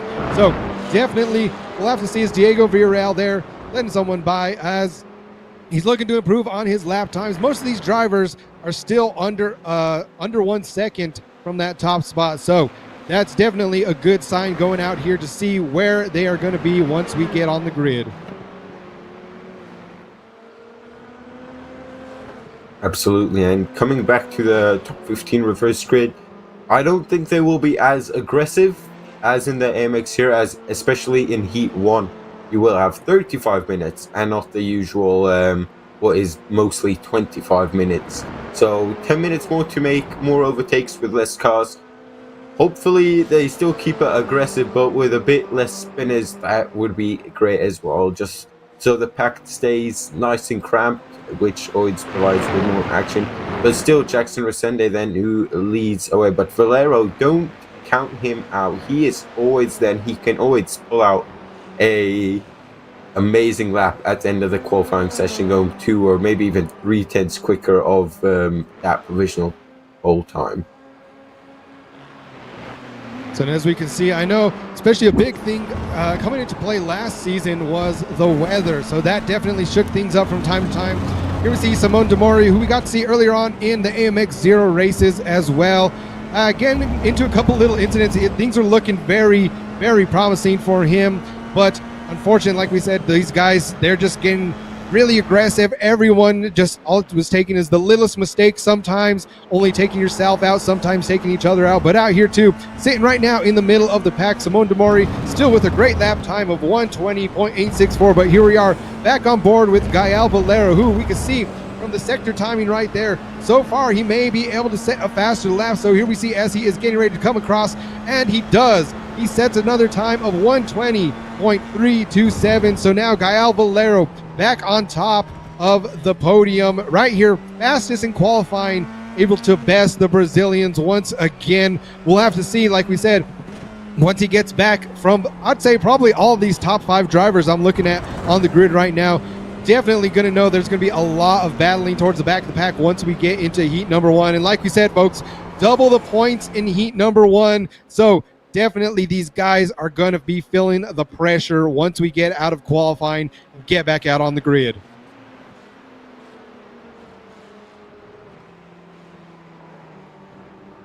Definitely, but Kevin, you can never forget that race is a whole nother story compared to qualifying. Doesn't matter if you're on pole by 1 second, if you don't have that pace over 35 minutes in this case, you will not win. Same case, if you can't make overtakes clean and efficiently, you will not win this race. So these drivers, they are the best out of the lot. Then they need to make these overtakes, especially the likes of Valero, Resende, Miranda, the top 5, who will need to make the overtakes if they want to get back up to where they qualified. But for now, it seems like Valero will be starting last due to the reverse grid, but I'm sure he will make his way back up there. Oh yeah, absolutely. And like you said, you know, a big difference between qualifying and race. I mean, not only in the sim, but we've seen that time and time again in real life. So all of our Formula One fans out there, definitely thing that comes to mind is seen with Team McLaren. So Lando Norris has been setting a lot of crazy blazing times during qualifying, but unfortunately not quite having the same results that he wants during the race. And we've seen quite the opposite from his teammate of Oscar Piastri, of not doing quite as good during qualifying, but when it is race time, able to just really put it down out there. So I mean, you're definitely right, Julian. You know, where you are in qualifying, especially out here with a reverse grid, shaking it up entirely. So I love seeing the reverse grid. I know the fans out there love it. We see a lot of people, I'm looking at chat now, a lot of people out here today cheering on our Brazilian drivers, our Delinque esports drivers specifically. And here comes Jackson Asenge back across the start-finish line. We'll have to see, as he is unfortunately not able to improve on his time. So with only just under a couple minutes left out here in qualifying, I think this is where we may be seeing the grid, as these guys are saying about 120-minute lap time. A lot of them only have maybe 2 laps left in them. So we'll have to see. Is now Gael Valero getting into traffic. So it can be good or bad when you come up on traffic and qualifying. Either get the draft from the other drivers, or you just have to pull to the side like Gael Valero is doing now. So I think that's going to do it for him. He's happy with that, a 120.327.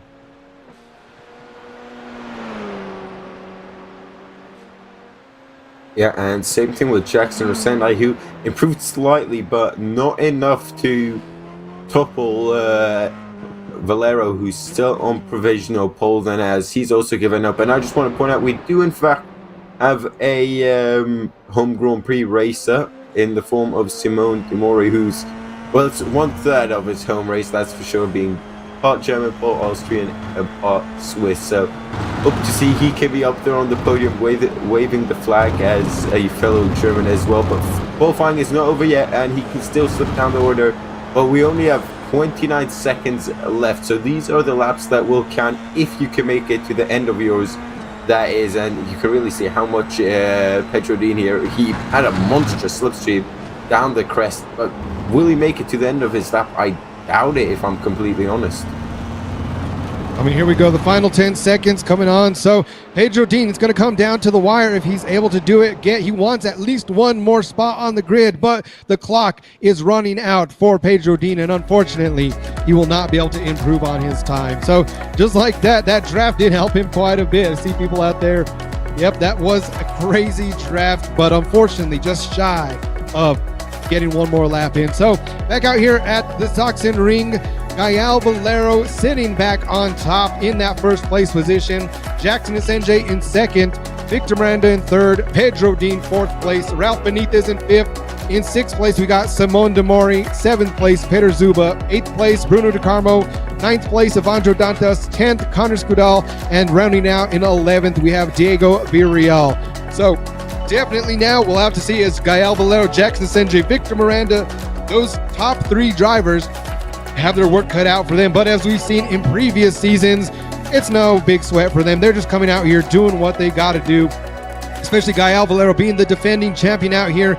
You know he wants that win to start the season off right. Just, I think a big thing that a lot of people maybe don't realize is just the momentum. Whenever you can start off a season with that kind of results, be able to go in there, have the momentum that carries on throughout the entire season.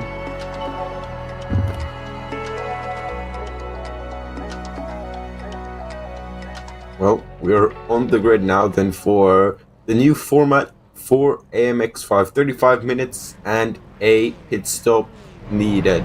Will the pit stop be on lap 1 or lap 25 or somewhere in between? I think we'll see more in the early phase of the Grand Prix. If you get stuck behind someone, you can dive into the pits to get some clean air and hammer in some qualifying laps.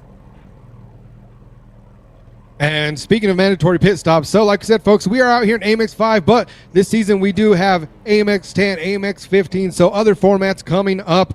So make sure that you guys stay tuned, subscribe, follow on Twitch, and get alerts for whenever we go live, as well as get the full schedule on our website. But we are moments away from going green out here at the Sachsenring, heat number 1. Let's see if Gael Valero is able to do it again as these drivers. Now some great starts from the front of the pack. Diego Villarreal still holding on to Connor Scudal, but Bruno De Carmo looking to overtake him right here. And dive into turn 1, getting locked up on the brakes. That looks like that was Bruno De Carmo absolutely being aggressive right out of the gate. So now overtaking Diego Villarreal, dropping down into 3rd place. So a lot of these guys immediately showing, hey, I'm here to race, I'm here to win. We'll have to see if Simone de Mori now as well, up 5 positions already from the start of the race. Well, I take back what I said in qualifying about these guys being a bit more calm with a longer race. They're still as aggressive as ever. Side by side between Jackson Resende and I think it was Evandro Dantes or maybe even Villarreal, who I think got spun round there. So we already have first spinner on lap 1. Still side by side between Valero and Dantes. These two are AMX royalties. They've been racing it for quite a while, but Valero gets the move done as now they plunge down the hill as they've soon completed the first lap. Still side by side between Peter Zuba and Scudal on the outside. It's now 3 wide for a split second. You do not want to go 3 wide there. That can end up in wheel locking, which that can end up with a monumentous crash.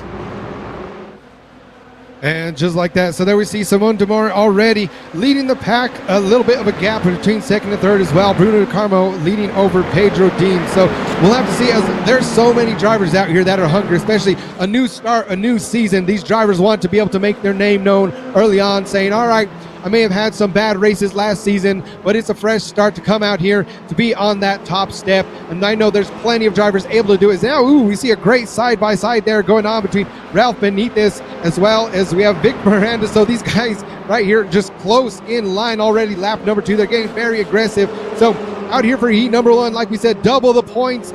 A little bit longer race, a lot of pressure on the line. I know Simone de Mori, seeing how he was racing earlier on for the AMX Zero race, really trying to get ahead of everyone else, get that clean air, and be able to really just stick it out here, put those tires through their paces, and we'll have to see exactly what everyone's strategy comes on when they have to take their pit stop.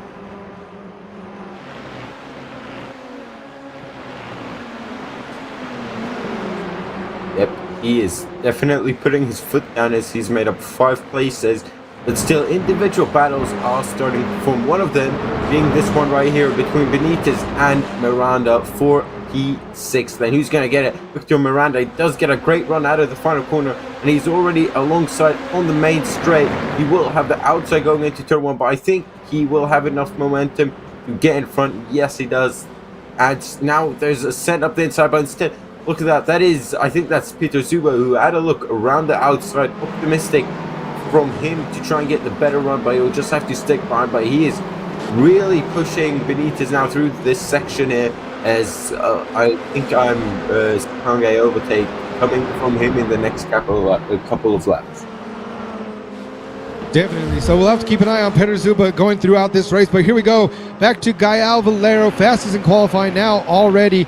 Up 6 positions as well as Jackson Resende. So like we said, I expect these two to be battling it out. We have quite a long format out here. So instead of last season we had the typical 20-20-20 format. So 20-minute qualifying, followed by your 2 20-minute heats. These guys, man, another one right here, Bruno De Carmo, absolutely in the thick of things. We've seen him out here in the open wheel cars. He's an absolute master in these vehicles as well. So, I mean, it's really hard to call.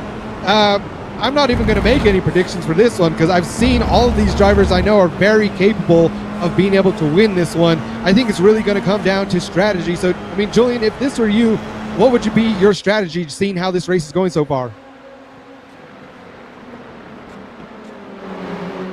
Well, I would probably be 5 seconds off last place, to be honest. But if I would be, for example, Bruno De Carmo, if I cannot get past Simeone De Mori, I would literally, I would pit just so I can get some clean air and start pumping in qualifying lap after qualifying lap. That is, if I am quicker, because you need to be quite a bit quicker to be able to pass, especially against someone who defends so hard like him. You just want to get in clean air and see if you can get him kind of with the undercut despite not pitting for fresh tires, just using the fresh air. As you see how aggressive these guys are going, defending and attacking, as I think now Bruno De Carmo has got the run. He will have the inside. On the outside though, Simone De Mori, he tries hanging it, but now Bruno De Carmo has got that lead. And that's just an absolute beautiful move right there by Bruno De Carmo. But like we've seen, Simone De Mori is not going to give it up so easily, as now they're going side by side. De Mori out on the inside line right here, so able to take that place right back. But we're going to see if we're going to get the over-under. So still holding it on now, trying to play defense over Bruno De Carmo. We're only 4 laps into this race, and these guys are already, so yep, that's the strategy right there. We see now Bruno De Carmo going off into the pits saying, all right, I just need to be able to get out here, get some clean air, get back out there, and just start setting as fast of laps as it can. So going into lap number 5, the first person out making his mandatory pit stop out there, we have Bruno De Carmo. But I mean, I'm looking out here too on the pit counts.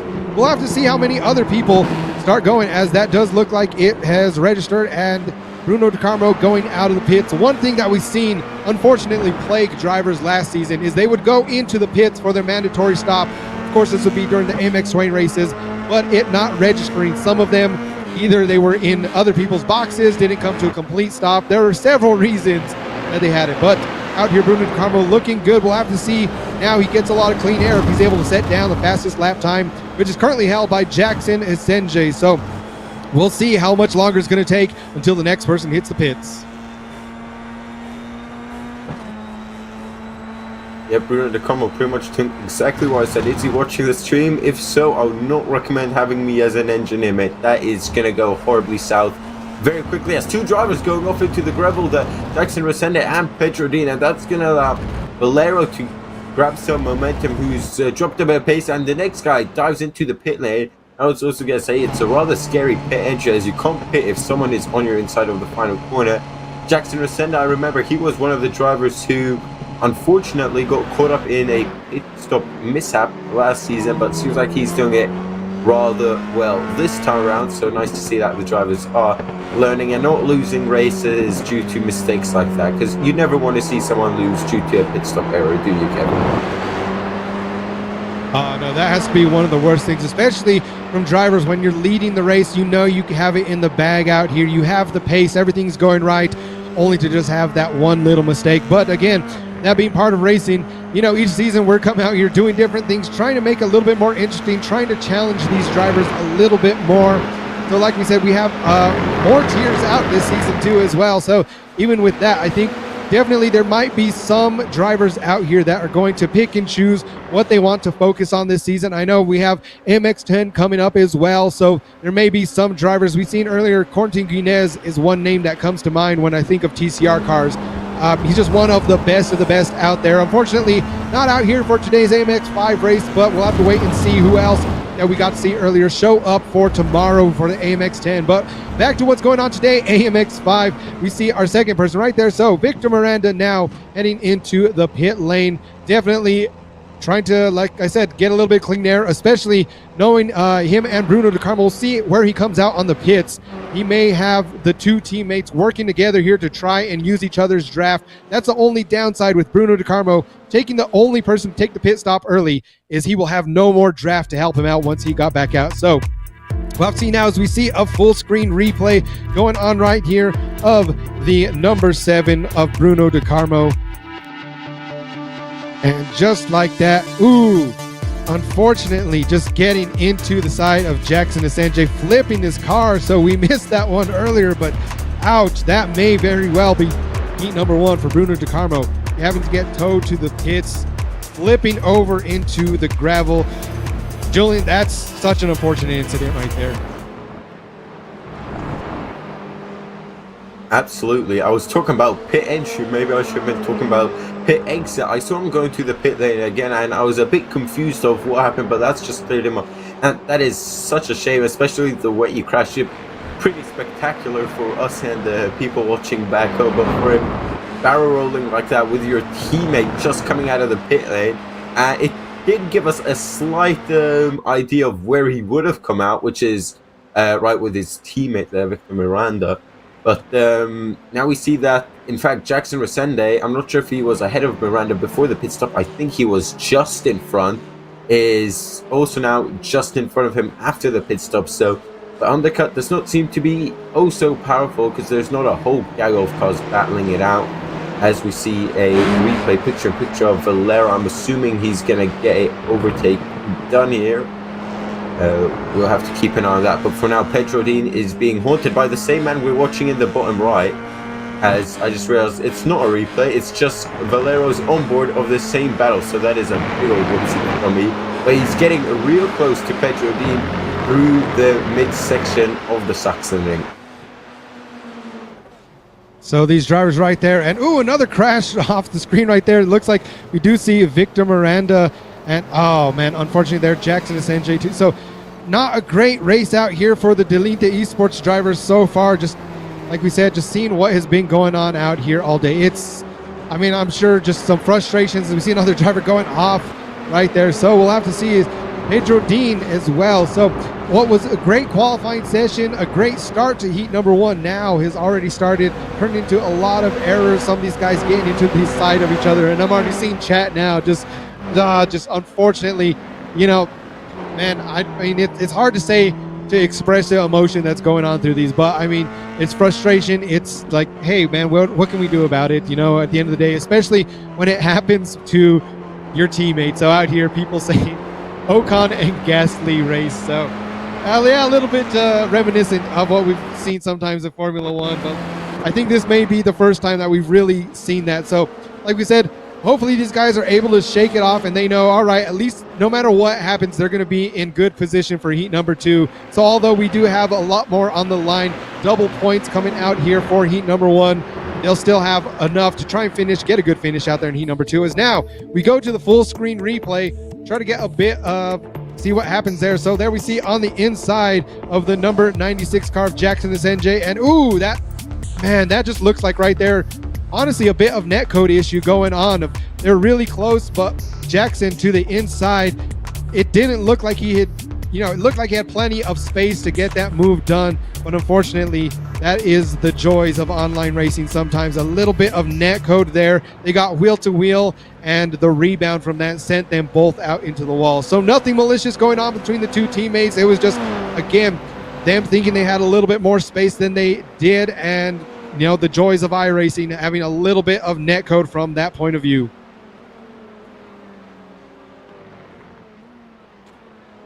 Yeah, and Bruno De Carmo now is back out there, which is always nice to see, as I think Miranda is scrolling TikTok, or he's following our socials, which I would very much recommend. But Bruno De Carmo is back out there. Always nice to see a driver being taken out, but still participating just to get the points. And yeah, but great racing, as it seemed like first that I think it was Miranda hit a sausage curb, but then on the replay there was no sausage curb. So much like you said, just netcode issue on iRacing side, which is probably the second worst way to lose a race, whereas we're counting them off one by one today, aren't we, Kevin? Yeah, definitely. But like we can see there from Victor Miranda coming out of the pit, so he still knows, all right, I still got my teammates out there. So this is where it's definitely helpful to do that. Saying, even though I'm not in contention to be up on the podium in heat number 1, I can still be out there helping my teammates, either helping block or helping them get a bit of draft going on out here. So we'll have to see how that comes into play too. As now, looking at the timing screens, trying to see how many pit we have. So still over half of the drivers have yet to take their pits. So right now, looking like your top 6 still need to go in for their mandatory pit stop. Definitely going to shake things up, but it's still Simon Demori leading over Gael Valero. So in the midst of all the chaos going on between the Delete the Esports drivers, we still have your top 2 out here getting quite a significant lead so far, over about roughly 2-second gap between 2nd and 3rd place. So again, Gael Valero being a veteran out here, not only in AMX, but as well just in iRacing in general. We'll have to see if he has that experience, if that is going to help him right here in these overwheelers, or if Simon Demori's real life experience is what's going to keep him in the lead out here as well. So definitely both of these guys, I'd say they may possibly be working together just a little bit, not trying to fight each other too hard, try to get a little bit more gap going on between 2nd and 3rd place until they hit the pits.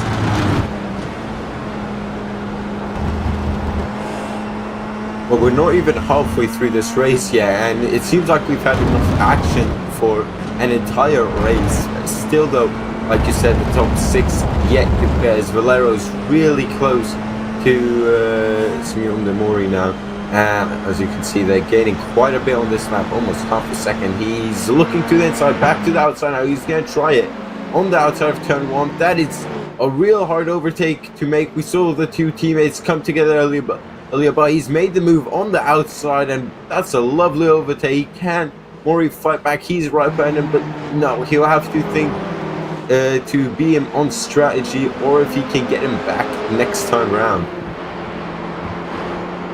So they were seeing much like we got to see in the AMX Zero race earlier on, Simon Demori going back and forth with the 1-2. So like you said, I think right now Simon Demori, he is a very aggressive driver. He knows he tries to get up in front. From what we've seen so far today, him just trying to make the move, be in the lead as long as he can, but also right there knowing that we have a bit of a longer race out here in heat number 1, he might just stay in the slipstream of Gael Valero, or just try to make the undercut during the pit stop. So like we said, definitely the strategy a bit, well, not a bit more, a lot more playing into the AMX5 races than the AMX Zero. So Gael Valero now is just going to be based on purely, will he have the pace over Simon Demori, or will Simon be able to hold on in the draft long enough to be able to make that great move? But here's another battle going on between 3rd and 4th positions. We have Pedro Dean and Ralph Benitez right here as well. So 2 Brazilian drivers, although they are not on the same team.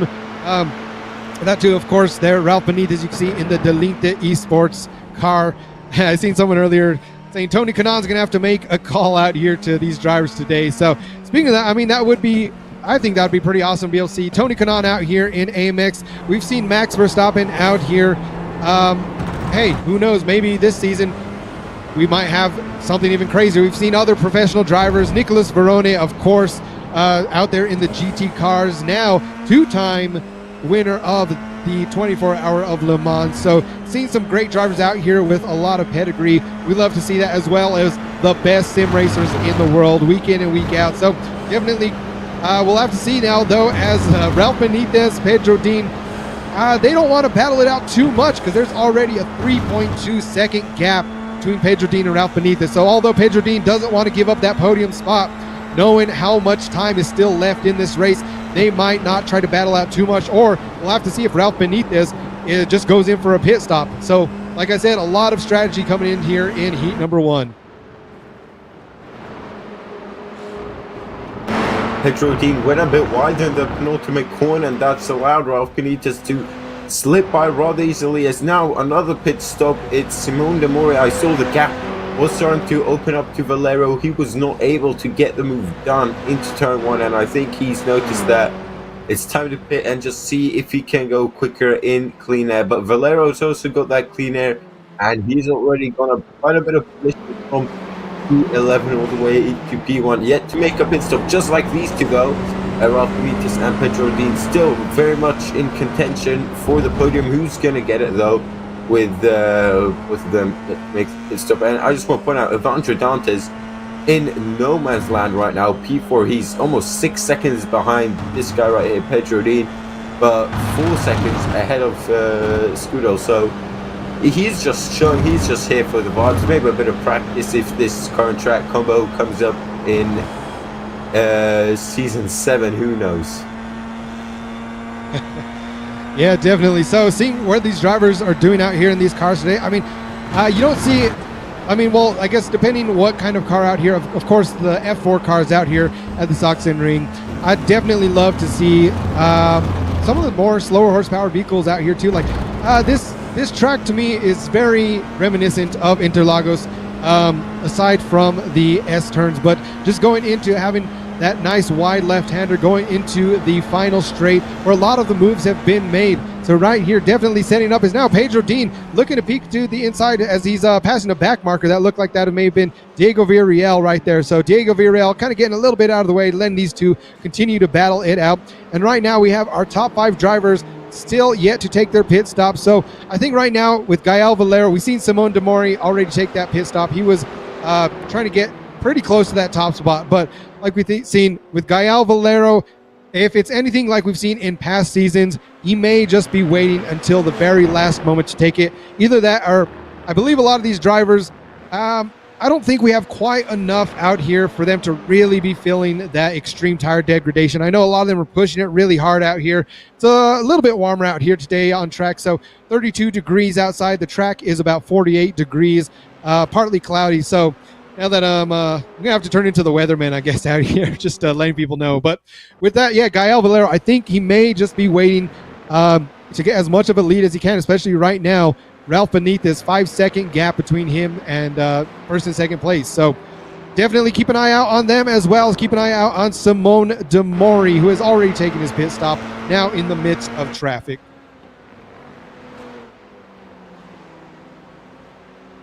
Yeah, that's one of the advantages of going long. You don't need to worry about getting stuck behind someone who's yet to pit, as everyone would have pit by then as well. You just need to make sure that you keep it clean, don't make any mistakes, but I doubt Valero will do those. He likes to keep it consistent whenever he's out leading, especially by gap by 5 seconds, and he knows he's got the pace to beat them, especially the amount we were just involved with Simone Mori. But right now, hey, Conor Scudell, another one who's very much in no man's land, and you could tell by his reaction he's a bit bored. He wants someone to fight, so yeah, he just wants a bit of wheel-to-wheel action, which we had a lot of at the start and in AMX Zero, but I am sure that is yet to come once he makes his pit stop. I'm not really sure how long a pit stop is around here. Could be anywhere from 15 to 20 seconds, I would guess. But yeah, right now it just seems like the closest battle is for P2.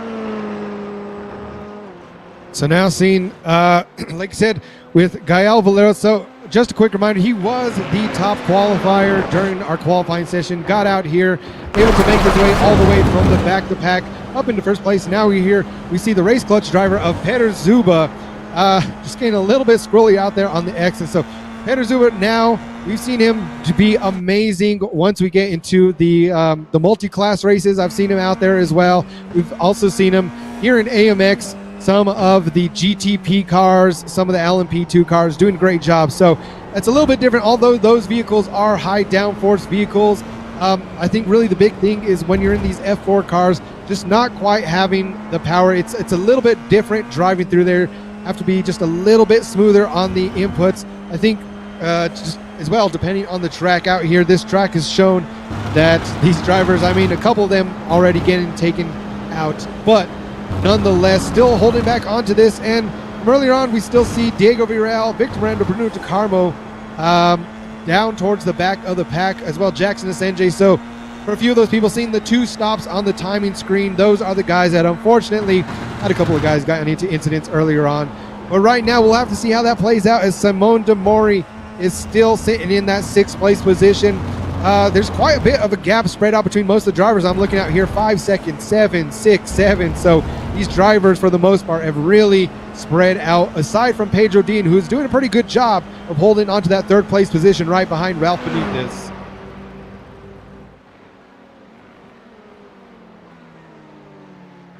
Yep, of course, on track it's P3, but once he pits, it'll be interesting to see if he remains there, but I highly doubt it, as Simone de Mori would get in front of him. But he's kept Benitez very honest here in these last couple of laps. Lap 18 out of 26 then. We have 8 laps to go and still the top 5 yet to make their pit. So I think at this point, Kevin, it's guaranteed that they're going all the way until lap 25. Maybe Petrodine pits a bit earlier just for the fresh air or the clean air that we've been talking about this entire time. Might be getting held up a bit or just a bit unsure.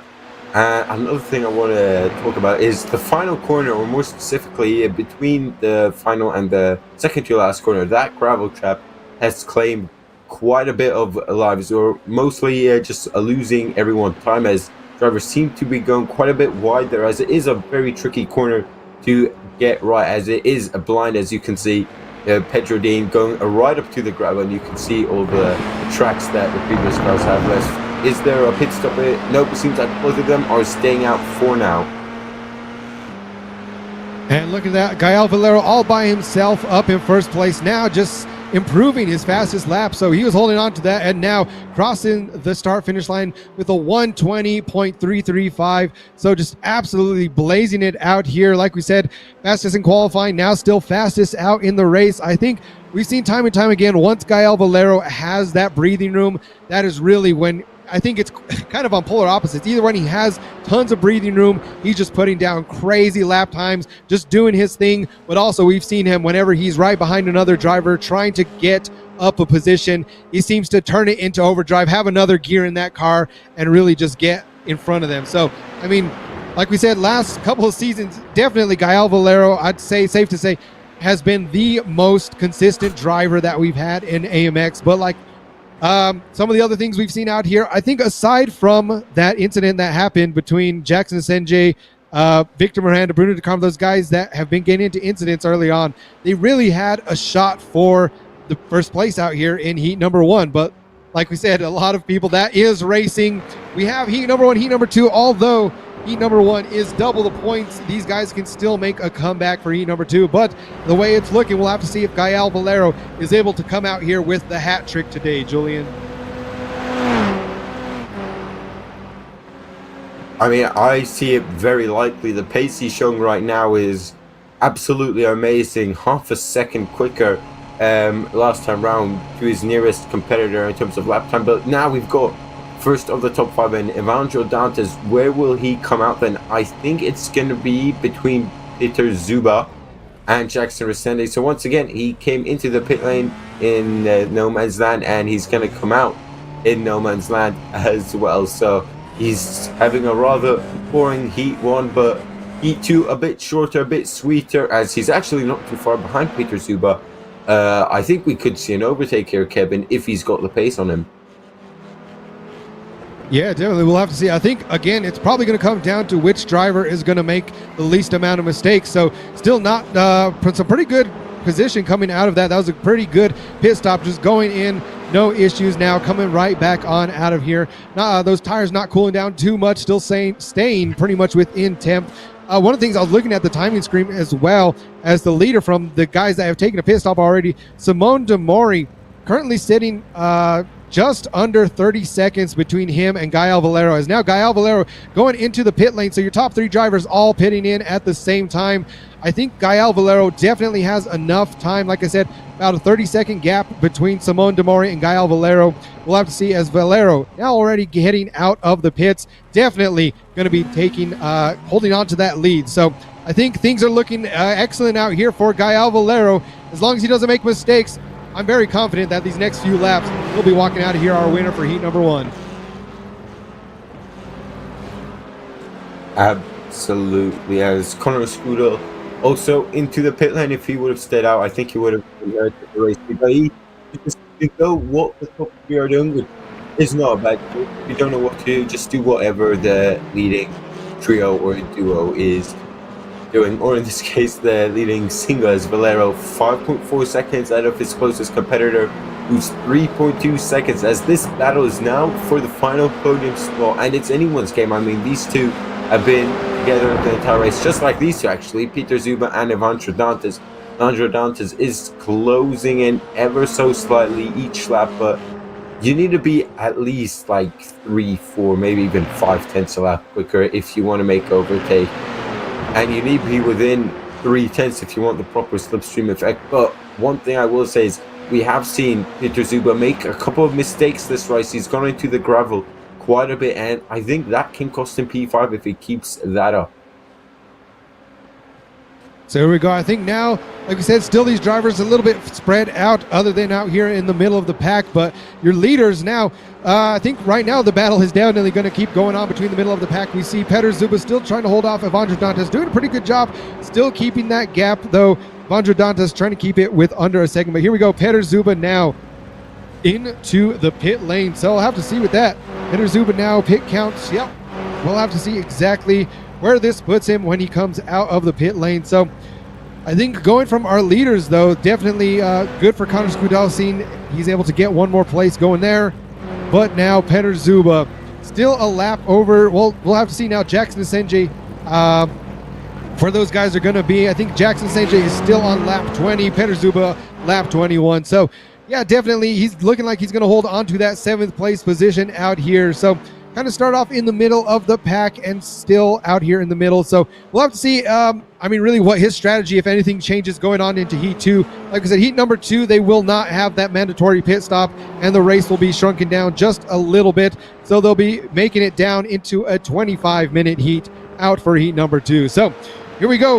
Lap 22 of 26. Your leader currently, Gael Valero, with a 5-second lead over Simone de Mori in 2nd place, as well as another couple seconds over Ralph Benitez in 3rd. Yes, and it will be interesting to see the lap times between Mori and Benitez, as, yep, I thought so, and Ralph Benitez is catching up to Simone de Mori ever so slightly. The gap is 2.6 seconds now. I don't think it'll be enough to get P2, but what it is enough for is for him to pull away from Petrodine and pretty much solidify the podium position now. I doubt he'll catch up to Simone de Mori unless he makes a mistake. But like you said, Valero, absolutely flawless race. He got pole position, went through the pack in his opening stint and got the lead, took the pit stop, and he has not looked back ever since. And I think he's got a proper chance at securing the hat-trick if he keeps this pace up. All he needs to do is keep it consistent, which he does, and he does not usually do mistakes. And I think if there is ever a time to get a hat-trick in AMX, it would be now for Mr. Gael Valero.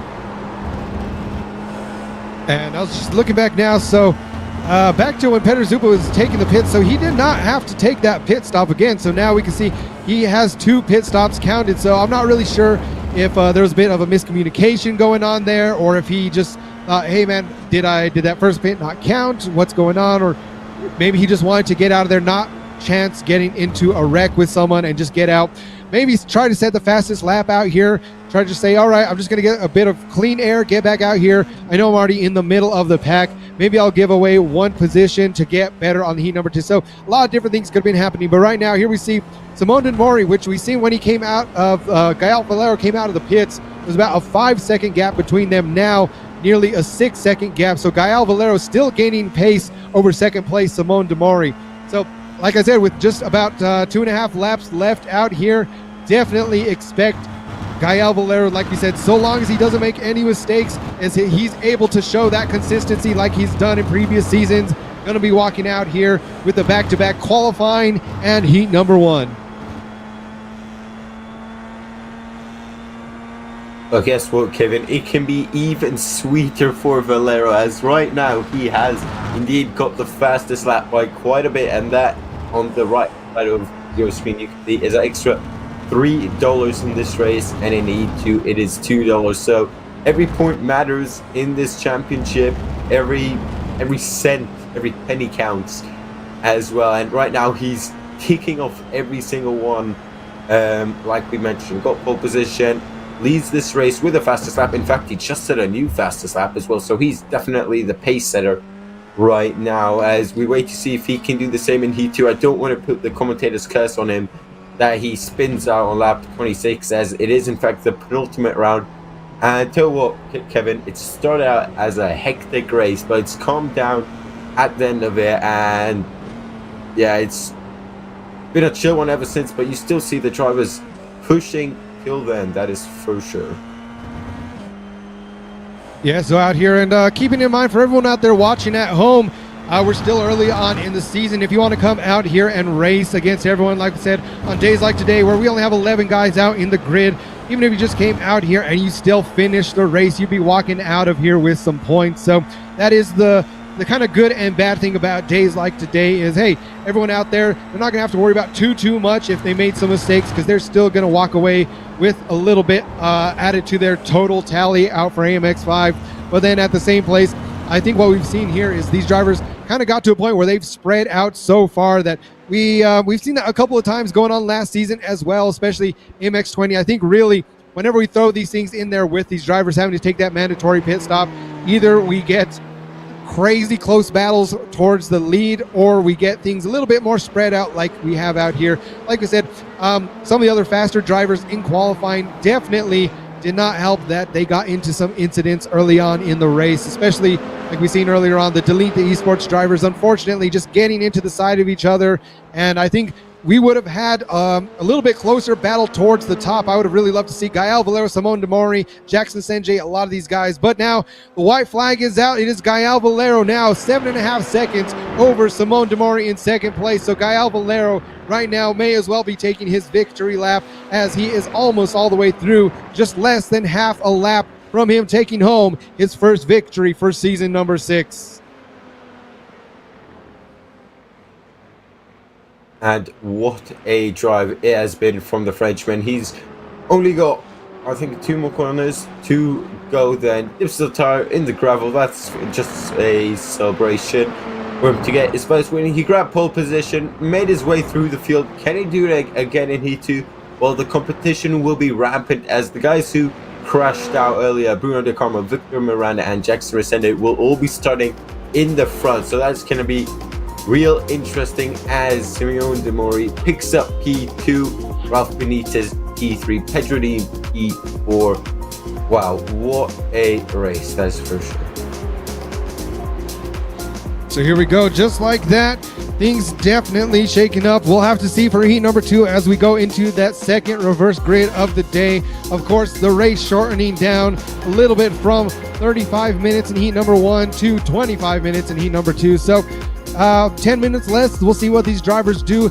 No mandatory pit stop for heat number 2 as well. So definitely, whenever these guys get on track, they're going to have to really put the elbows out.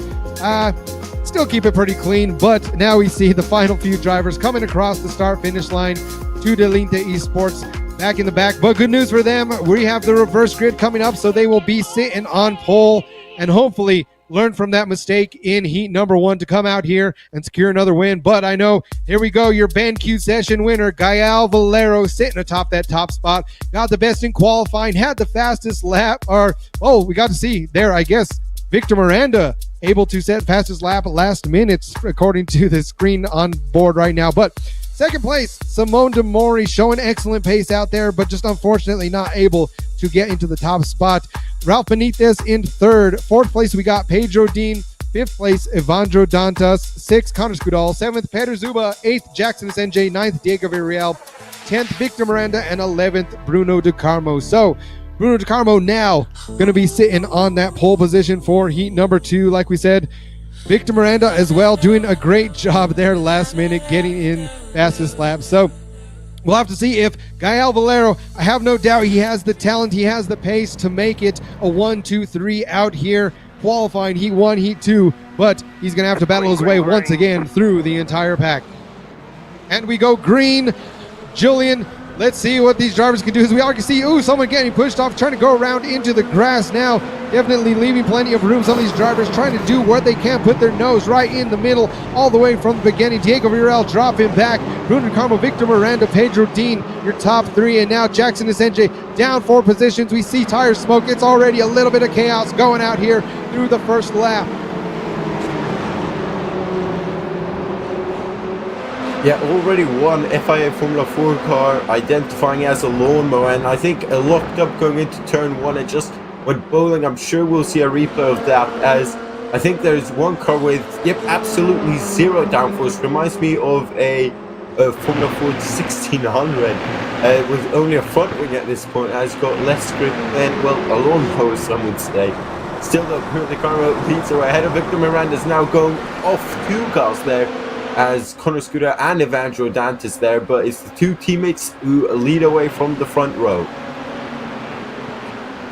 So there we see, just like that, a few errors going on, a few of these guys getting into incidents, but now, like I said, Connor Scudal, it looks like he pretty much is going to have to pit at this point just to get some of those repairs fixed. Now, looks like we're going to go into a full screen replay just to see exactly what happened on lap number 1. So we see off the start, like you said, just the absolute lawnmower going out there. We've seen 3, possibly 4 wide at one point, but these drivers just not able to really get it back on the track exactly where they want. A little bit of contact going on there between those 2 right on the outside. So we see, and that looks like the Sea of Evandro Dantas, of course, right here. Yep, just getting into the side of the number 96 of Jackson SNJ, and boom, putting those 2, spinning them out. Luckily, there could have been a lot more drivers getting taken out by that, and Diego Villarreal stopping just in time, but as these guys took off, you see the number 43 as well, Raf Benitez, just narrowly avoiding what could have been a catastrophe for himself as well. So definitely shaking things up on lap number 1. But right now we are in lap number 2. Victor Miranda leading, followed by Bruno De Carmo and Pedro Dean. Wow, very surprised we did not see a car barrel rolling, but that's just the fine margins that you are working with here in AMX. Just going onto the grass or just moving a centimeter to the left or to the right has big consequences. Just like that is a very aggressive move from Valero to the inside of Pedro Dean at the final corner. Never seen overtake there. That's an unorthodox place to make it work, but still the 2 teammates leading away, tucked in each other's slipstreams, just working together now in a stark contrast compared to Heat 1. But yep, only 19 laps then, with a pretty much a 25-minute race compared to Heat 1, which was slightly longer. Valero, though, has already made his way up to P4, and he missed out on the fastest lap in Heat 1 on the final lap. I don't think he'll be too butthurt about that one, considering he's still got the win. So we'll have to see now. So like we said, Victor Miranda, Bruno De Carmo, some of the Delete Esports drivers, unfortunately, getting caught up in incidents early on, and now Jackson SNJ out here again. I think at this point, he's having an unlucky day out here today. First, we've seen him a little bit of net code in heat number 1, and then now in heat number 2, getting clipped a little bit right there in the rear. So we'll have to see. Jackson SNJ currently sitting in 8th place. If he's able to get back up a few spots before the end of this race. Out here for heat number 2, we're only going 19 times around the track this time around, and it is still Victor Miranda, Bruno De Carmo. So we'll have to see if those guys, looks like they're working together. We'll have to see where that comes into play towards the end of the race. But great battle going on once again between Simon de Moria and Gael Valero. These 2 guys battling it out neck and neck in heat number 1. Now we're going to see it again. Heat number 2, of course, Gael Valero just getting a little bit later on the brakes in some of these corners. We'll have to see, though, Simon de Moria doing an excellent job of defending so far. Yeah, and Simon de Moria needs to do what he did in the AMX Zero races, get back past him immediately. I think he knows he does not have the pure pace to match him, but if he's just within 4/10 on the main straight, the slipstream is powerful enough where he can go alongside and he can race side by side, but he first needs to stay ahead and then stay close. That's the crucial, and I think he knows that, because in Heat 1 he just dropped off the back of Gael Valero, and that was for the race lead, so I'm sure he'll be defending as hard for this podium position. I tell you what, I could get used to this, not rivalry, but these 2 fighting in AMX. It's now 2nd time in 2 races, and they deliver every time so far, don't they, Kevin? Oh, absolutely. So, I mean, it's great to see these guys battling back and forth, and I mean, if we see a lot more of Simon de Moria coming in this season, I expect him to be in this position a lot more. Like we said, doing a great job of defending off Gael Valero so far. I think Gael looking like a little bit of a peak there, but just waiting. So now back onto the home stretch. We'll see if Gael Valero goes to make a move right here. As we see, the more and more of those guys battling it out is just leading the 2 Delete the Esports drivers up front. As now he goes alongside right here, looking to try and make the inside line. So here he goes for the move. Gael Valero able to get over him now into podium position. So Great move. Gael Valero waiting patiently over Simone de Mori, able to take that third place position away from him. But don't count Simone de Mori out of this one just yet, as we are only 5 laps in of 19 laps. So Simone de Mori can very well hold on to that draft. As we can see here, a picture-in-picture incident going on, Evandro Dantas and Diego Villarreal. So looks like right there, I'm not sure if Evandro Dantas just went to cut into the corner and just did not quite have the space over Diego Villarreal, but unfortunately sending him off of the track. So Dantas rejoining, having to get back into this thing, now sitting in 9th place. But back to what's going on with Simone de Mori and Gael Valero. Right now, I think de Mori's going to really have to hold on to that draft of Valero if he has any chance of wanting to get back into this, as well as now we'll see Gael Valero definitely going to have his work cut out for him if he wants to catch up to the 2 teammates ahead of him. Absolutely, and I'm sure these 2 teammates, Victor Miranda and Bruno De Carmo, they know the threat that is behind them, and I think, yep, look at this, Bruno De Carmo staying behind. They do not want to lose time fighting.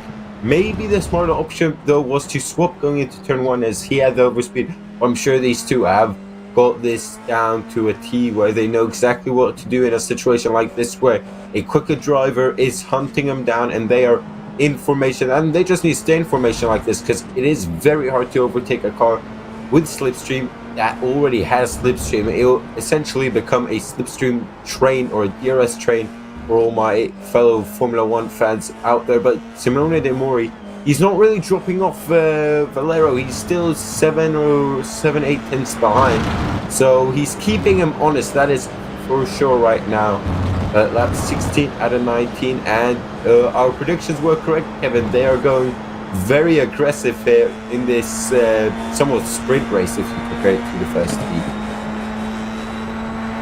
Yeah, and going back to the top 2 drivers out here, so they are working together, but like we keep seeing though, there's quite a few sectors on the last lap that definitely Bruno De Carmo did have the slight pace advantage over Victor Miranda. So I mean, really, we're just going to have to see what happens going into the last several laps. We've seen last time Victor Miranda definitely was setting a bit faster. So I think right now, Victor Miranda may see, okay, I need to really just focus on, I think these drivers know that they have Gael Valero shortly behind them, that if they don't kind of turn it up, be a bit more aggressive than they've been a little bit leisurely. I mean, not to say that they've been slow, because they have not been. They've still been blazing fast around here, but just knowing how much more aggressive Gael Valero is out here in this heat number 2. These top 2 drivers are going to have to just turn it up just a little bit to try and get that advantage, get that gap just a little bit more. But right now, Gael Valero getting dangerously close to being in the slipstream of Bruno De Carmo.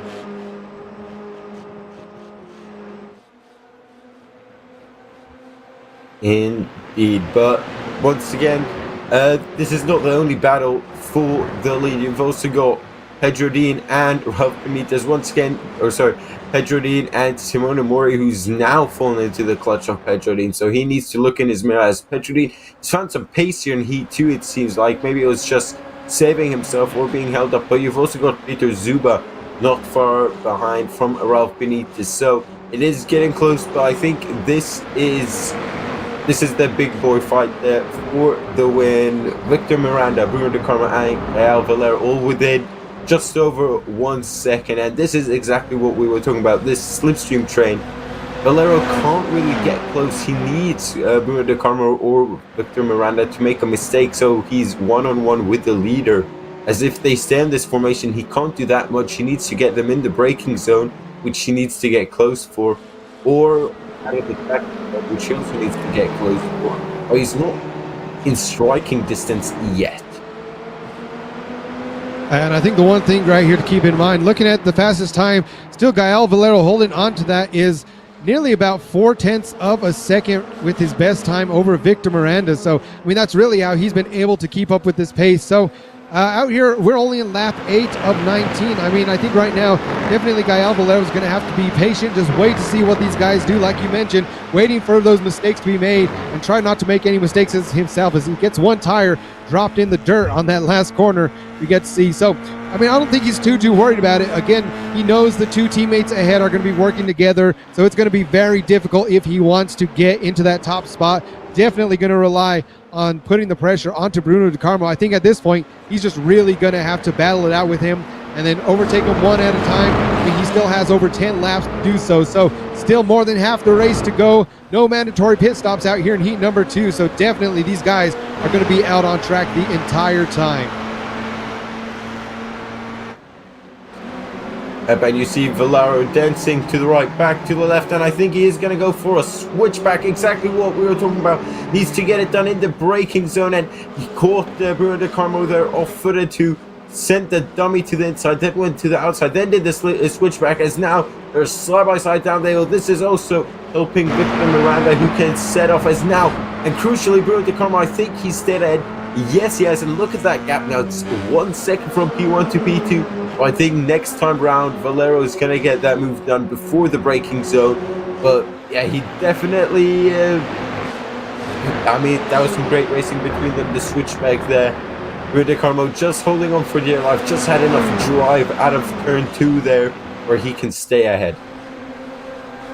Yeah, definitely some professional level moves. So Gael Valero just showing why he has been back-to-back champion out here at AMX, and now he looks like he keeps peeking around the outside. So I think right now it really is a big part of this is really a mind game between Gael Valero and Bruno De Carmo, as now Gael Valero trying to peek to the outside, doesn't quite have it, going to the inside, but like you said, I think it's really going to come down as, Gael Valero gained a little bit better exit out of that final turn, now coming out to the home straight, not quite getting squeezed like we would think that Bruno De Carmo might, but again, just trying to avoid any wrecks going on here. I think Bruno De Carmo knows, all right, I'm really going to have to be extremely defensive here. It's now, a little bit of a wheel lockup right there. Gael Valero now able to just get right in front of him. So we'll see as these guys keep going side by side. And a little bit of contact. Bruno De Carmo getting into the back of Gael Valero, getting sent off into the wall. Now losing his front spoiler on there. So I think that may be Bruno De Carmo's race out here in heat number 2. Such an unfortunate turn of events. Great battles going on side by side. Gael Valero, Bruno De Carmo, but unfortunately, De Carmo now getting sent into the wall.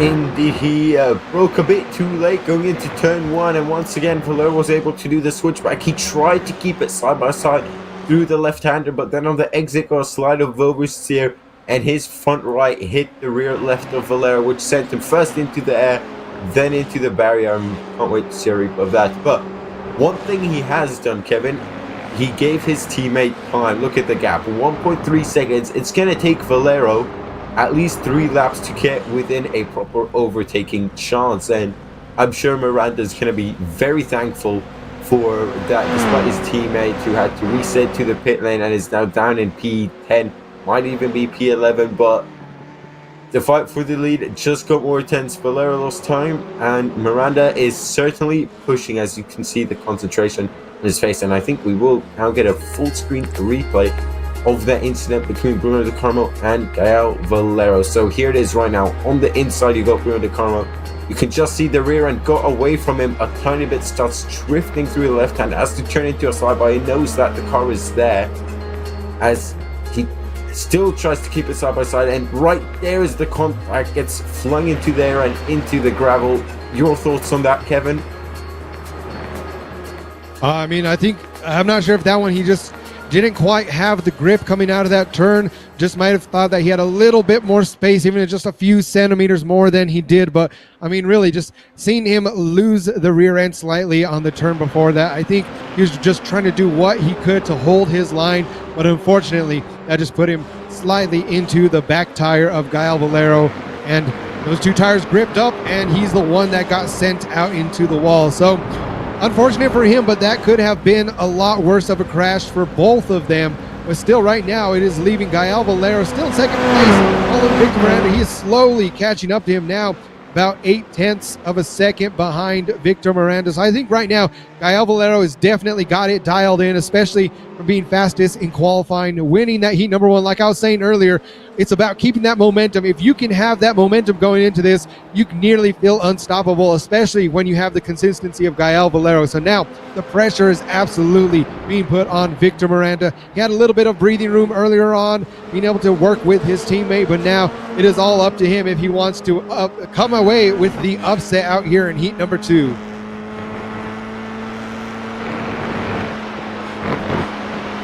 Reminds me a lot like football or soccer for you, this momentum. Once you score a goal, you just keep in that rhythm, and that's exactly what Valero and also Miranda are in. To be fair, these two are just pulling away from the rest of the grid. Valero, though, he is chasing, and he is usually the chasing rather than the chase. No idea where I was headed with that. I don't know. The chase.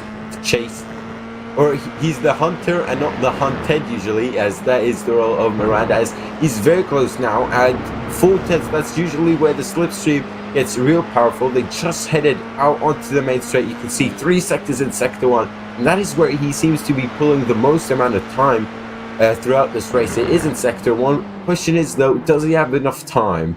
He is running out of it. Lap 13 out of 19.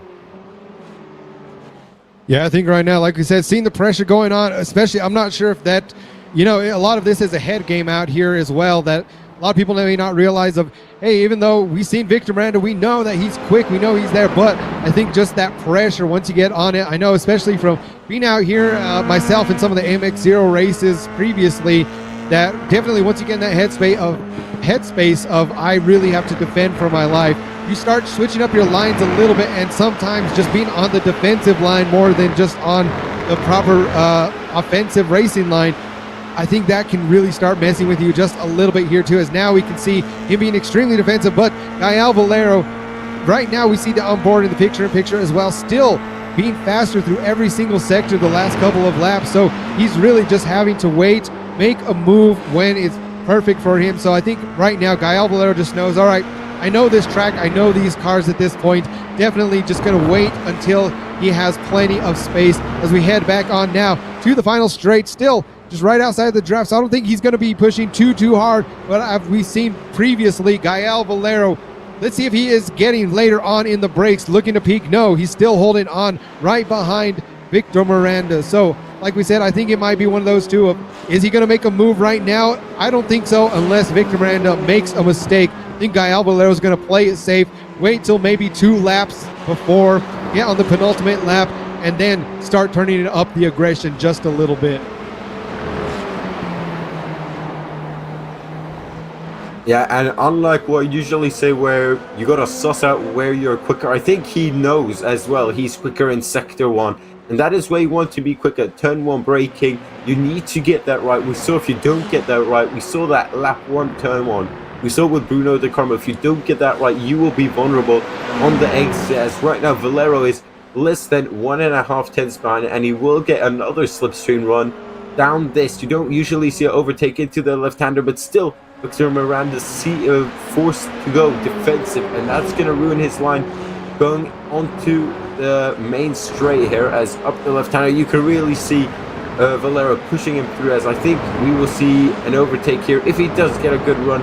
He does get a good run. He's really tucked up behind, and he's got the slipstream. This should be a slam dunk overtake if he gets the inside. No, Miranda covers off the inside very aggressively.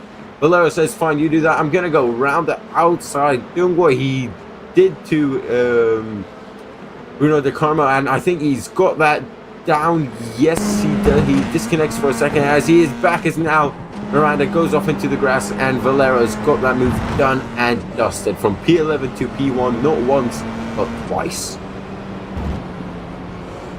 And these drivers right now, so looking at this point in the race, a little bit of that rear tire wanting to kick out. So I see that from both Gael Valero and Victor Miranda. These guys just really pushing it on the edge, but unfortunately that rear end just getting a little bit more loose, and I think that's kind of erratic kind of steering wheel movements from Victor Miranda. I think that may come down out here today, like we said. I mean, a little bit more race out here, so the tire are too crazy, but on the edge already 20 minutes, nearly 20 to this race. I mean, that is definitely playing a huge role in what's going on for heat number 2, and much like heat number well. So although the tier's still pretty consistent from where they've been all day long, like I said, 30s outside and 48 degrees on the track, still a little bit on the warmer side, so tire degradation may not be the worst, definitely not the best, and we've seen that from both of these drivers. I think right now Gael just being able to hold onto those lines a little bit cleaner than Victor Miranda. We'll have to see, as there's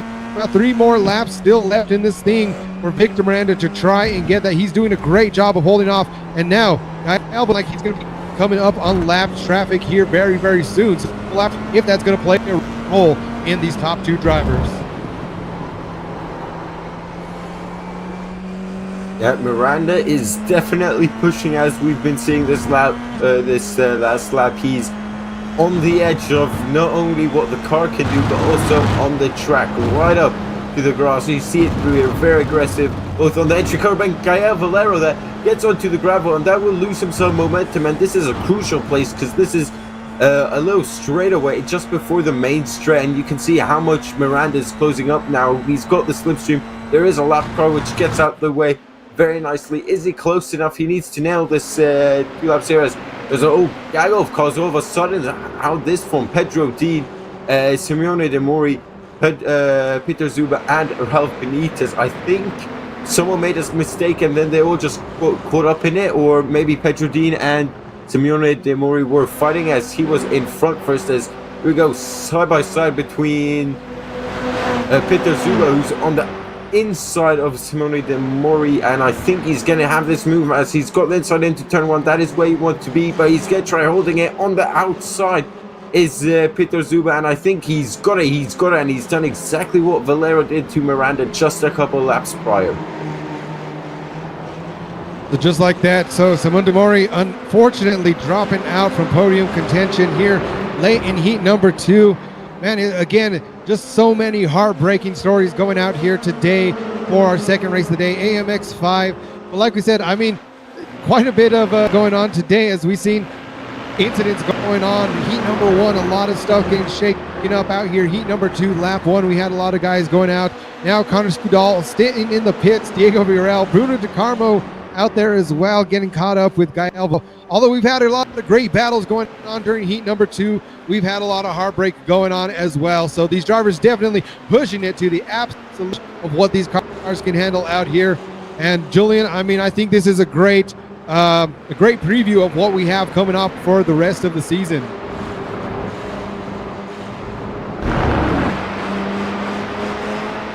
I mean, if this is what the rest of the season is like, I'm watching every race. Screw school, I'll be sitting in math class watching AMX 15 or whatever it was on the day prize. Now ascend to the inside. That was Simone De Mori, who has a look on Peter Zuba, who completed the pass 1 lap prior, but crucially Pedro Dean, he's able to just keep a safe gap, but he is very much under the pressure of not only 1 but 2 and maybe even 3 cars, as if he makes one mistake he might fall all the way down to P6, as Ralph Benitez is not too far back, but Valero has checked out in the lead gap 1.7, but the story for P3 is nowhere near done. It's anyone's game. We only have 1.5 laps to go. So with that, we'll have to see now as Pedro Dean's trying to fight off Peter Zuba. We got to see Peter Zuba earlier not having the best of race, but looking like he was able to finally get that pace back, finally do the car on this track out here today. But now we see Simone De Mori as well, trying to take advantage of those two, battling it out, looking to the outside, forcing Pedro Dean to Peter Zuba to take a bit more of a defensive line. And Diego Villarreal unfortunately going off the track there as well. So here we have just these guys. Peter Zuba now, we'll have to see if he has enough pace on him to overthrow Dean. These guys all very, very close as we now Diego Villarreal letting them all by. The white flag is out, folks. So we're definitely going to have to see what is going to happen here in the middle of the pack. It looks like our top 3 may be just set since they are very close, but Peter Zuba as well trying to do what he can over Pedro Dean, fighting off Simone De Mori right there in the back. Things are going to heat up on the final lap out here, Julian. Yes, as Simone De Mori, he had a run there, but he had to back out of it. I think he had a snap of oversteer or something, but he's really pressuring back with Peter Zuba. He's found some pace now in this final lap, but it's a bit too late. He is really pushing him now. Needs to get a good run out of this left-hander. I think he's going to go for the move here, which is a very unorthodox place to make it work. You see a snap of oversteer and into the gravel, and that's his chances of getting P4 gone. But instead, Ralph Benitez is there to pick up the pieces of the pair of them. Both of them go wide. But here, this is the one I was talking about. You can overtake into this left-hander. We've seen Valero make it Can Peter Zuber do the same? It's going to have to be a sensitive side. No, it's not a proper hard braking zone. But Valero wins this race just like he got pole position and wins the first heat. Can Mori get a good run out of the final turn to where he can compete? I don't think so. I think it was that snap of oversteer that costed him at least P5, maybe even P4. Did he get it in the end? No, it was 3/10 of a gap. So another big congratulations out here for Gael Valero, making it 1, 2, 3, fastest in qualifying in heat number 1 and once again heat number 2. So an absolutely great job out here for the defending champion of AMX5 as well, setting the fastest lap. So he came super close to getting the hat trick out here, but nonetheless still coming away with the win, coming away with already a demanding lead in points. And we'll have to wait and see what the rest of the season has for this man. Let's see if he's going to go for another championship. No doubt he has the talent out here. He is proven once again out on track, but we got to see great balance. Simone, Mori, Carmo, all of these guys putting on an absolute great show. Unfortunately, some of them getting into each other, getting into the side of each other, going off, getting damage. But for an AMX debut, this has been one of the best starts to the season. And there we see Gael Valero just knowing, hey man, I just come out here what I do every single time. I come out and I win. And that's exactly what he did today. Gael Valero, first place. Victor Miranda in Pedro Dean, third place. Ralph Benitez Peter Zuba coming in 5th place. Simone de Mori, unfortunately, dropping down to 6th place. Jackson Senjay in 7th. Avandro Dantas, 8th. Diego Villarreal, 9th place. Bruno De Carmo in 10th. And Connor rounding it out in the pits in 11th place. So we'll have to see there. But like we said time and time again, just an absolutely great showing of, I mean, just how dominant Gael Valero has been in AMX all this time, coming out here doing it once. And it may be too early on to make predictions off of the first weekend, but definitely have high expectations for Gael Valero. I'd say the rest of the season, not only AMX5, but with the other, I'd say AMX10, AMX15. We'll have to see if he's going to focus on AMX5, but knowing Gael, he's probably going to be in every race that he can get into.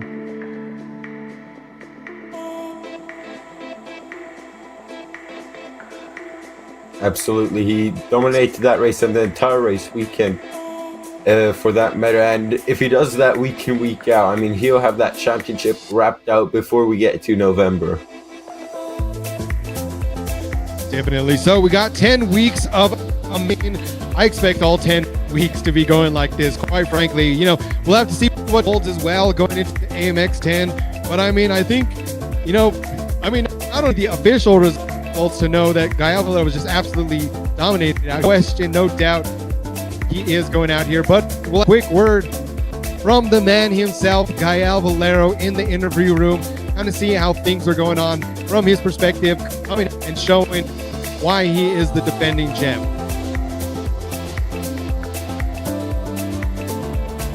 So we'll head it over to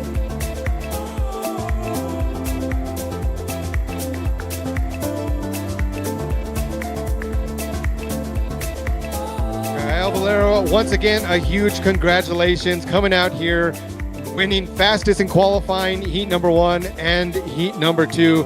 I think we're going to have to just rename this to the Gael Valero interview part of the show, since you're always coming into the interviews.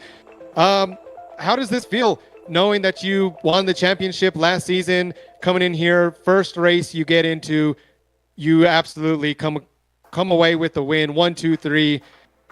How does that feel, being the defending champ, coming out here and just defending that title so far? The only difference that matters is on the track. Doesn't matter what you did 3 weeks ago. You're only as good as your last result. Definitely. And going in here, what are your opinions on now with AMX5 changing it up, having a longer heat for heat number 1 compared to a shorter heat number 2? I don't know about it. Like, longer races, you're gonna wear us out at some point. We're gonna have 1 hour and a half races after that, and you had 30 minutes after. You wanna kill us, basically. I don't know. I guess we'll see what happens. Maybe a bit too long for this kind of cars and races. Definitely. And we got to see there in heat number 2, really close between yourself and Bruno De Carmo. At that point, what did you see once you were in front of him and you seen him go off track? Oh, well, I didn't really see people going. Well, the fighting basically was unfortunate, I guess. I was as much on the right as I could, and I was a bit surprised, obviously, to see him off. I think the replay, I think it was a little bit opportunistic, looking at my car, where the car was, so yeah. Awesome. Well, once again, a big congratulations. I'm sure we'll see you in the interview room plenty of times again this season. And we hope to see you out again, AMX 10, AMX 15, as well as a lot of people out here. We have a big one going to be ending out the season. So we hope to see you participating in those, and we'll catch up with you later. Yeah, Kevin, see you later.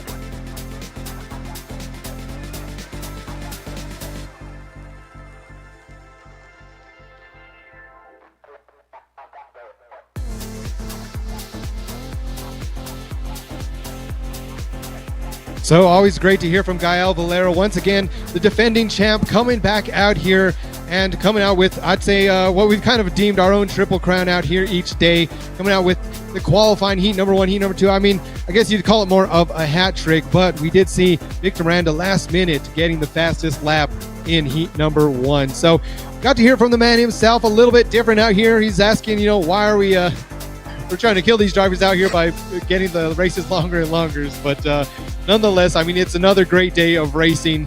And Julian, I mean, if you could recap what happened today in less than 3 words, how would you say today went? Well, I'm gonna do it in 4 words just because, well, I can't do it in 3. That's simple. Chaotic start to the season. Well, that's 5 words. I can't count. But wow, from the AMX Zero race with the MX-5s to the AMX-5 race with the Formula 4 cars, that was chaotic. It was aggressive. It was fantastic. It had everything: overtakes, contact, strategy, and last-minute drama, both in qualifying and in the race. And at the end of it, Valero and whoever won the AMX Zero race, I don't remember that because it was not as vivid with a domination like that. I can't believe I've seen a hat trick of P1s, and I'm sure he will continue that form. Absolutely. So we'll have to see. Like we said, we know with the official results, it is no doubt in our mind Gael Valero out here being dominant, but we'll have to take a look at where everyone else fell on the grid. So Simone Demori coming out this season, coming in hot, able to get that 2nd place out here for AMX5, the season opener. Ralph Benitez also sitting in that 3rd place position. Going down, Pedro Dean in 4th, Victor Miranda for 5th, Peter Zuba, as well as Evandro Dantas tying for that 6th place position. Jackson Asenge in 8th place, Connor Scudal in 8th, and Bruno De Carmo coming in 10th position. So definitely a lot of these guys came out here swinging for the very first AMX5 race. But everyone out there watching at home, watching live, make sure to tune in tomorrow as well, as we're going to be kicking it off for the premiere of our AMX 10 races this season, where we're going to be back in the TCR vehicles. I'd say this season we're going to be having a bit of a TCR World Tour, where tomorrow we're going to be kicking it off out in the UK. So make sure to tune in for that. We've seen the last couple of seasons, every time we get these drivers behind the wheel of a TCR car, it is absolute carnage, absolute chaos, but at the same time, some of the best racing that we've had in AMX. But before we go, like I said, as always, make sure to follow all of our socials. Go over to amxrace.com if you want to see the full schedule, as well as get signed up to race out here. We'd love to have you, as much as we love you on the streams, we'd love to have you out here on track with us as well. So signing off from AMX race day number 1, I am Kevin again alongside Julian, and we'll see you all tomorrow.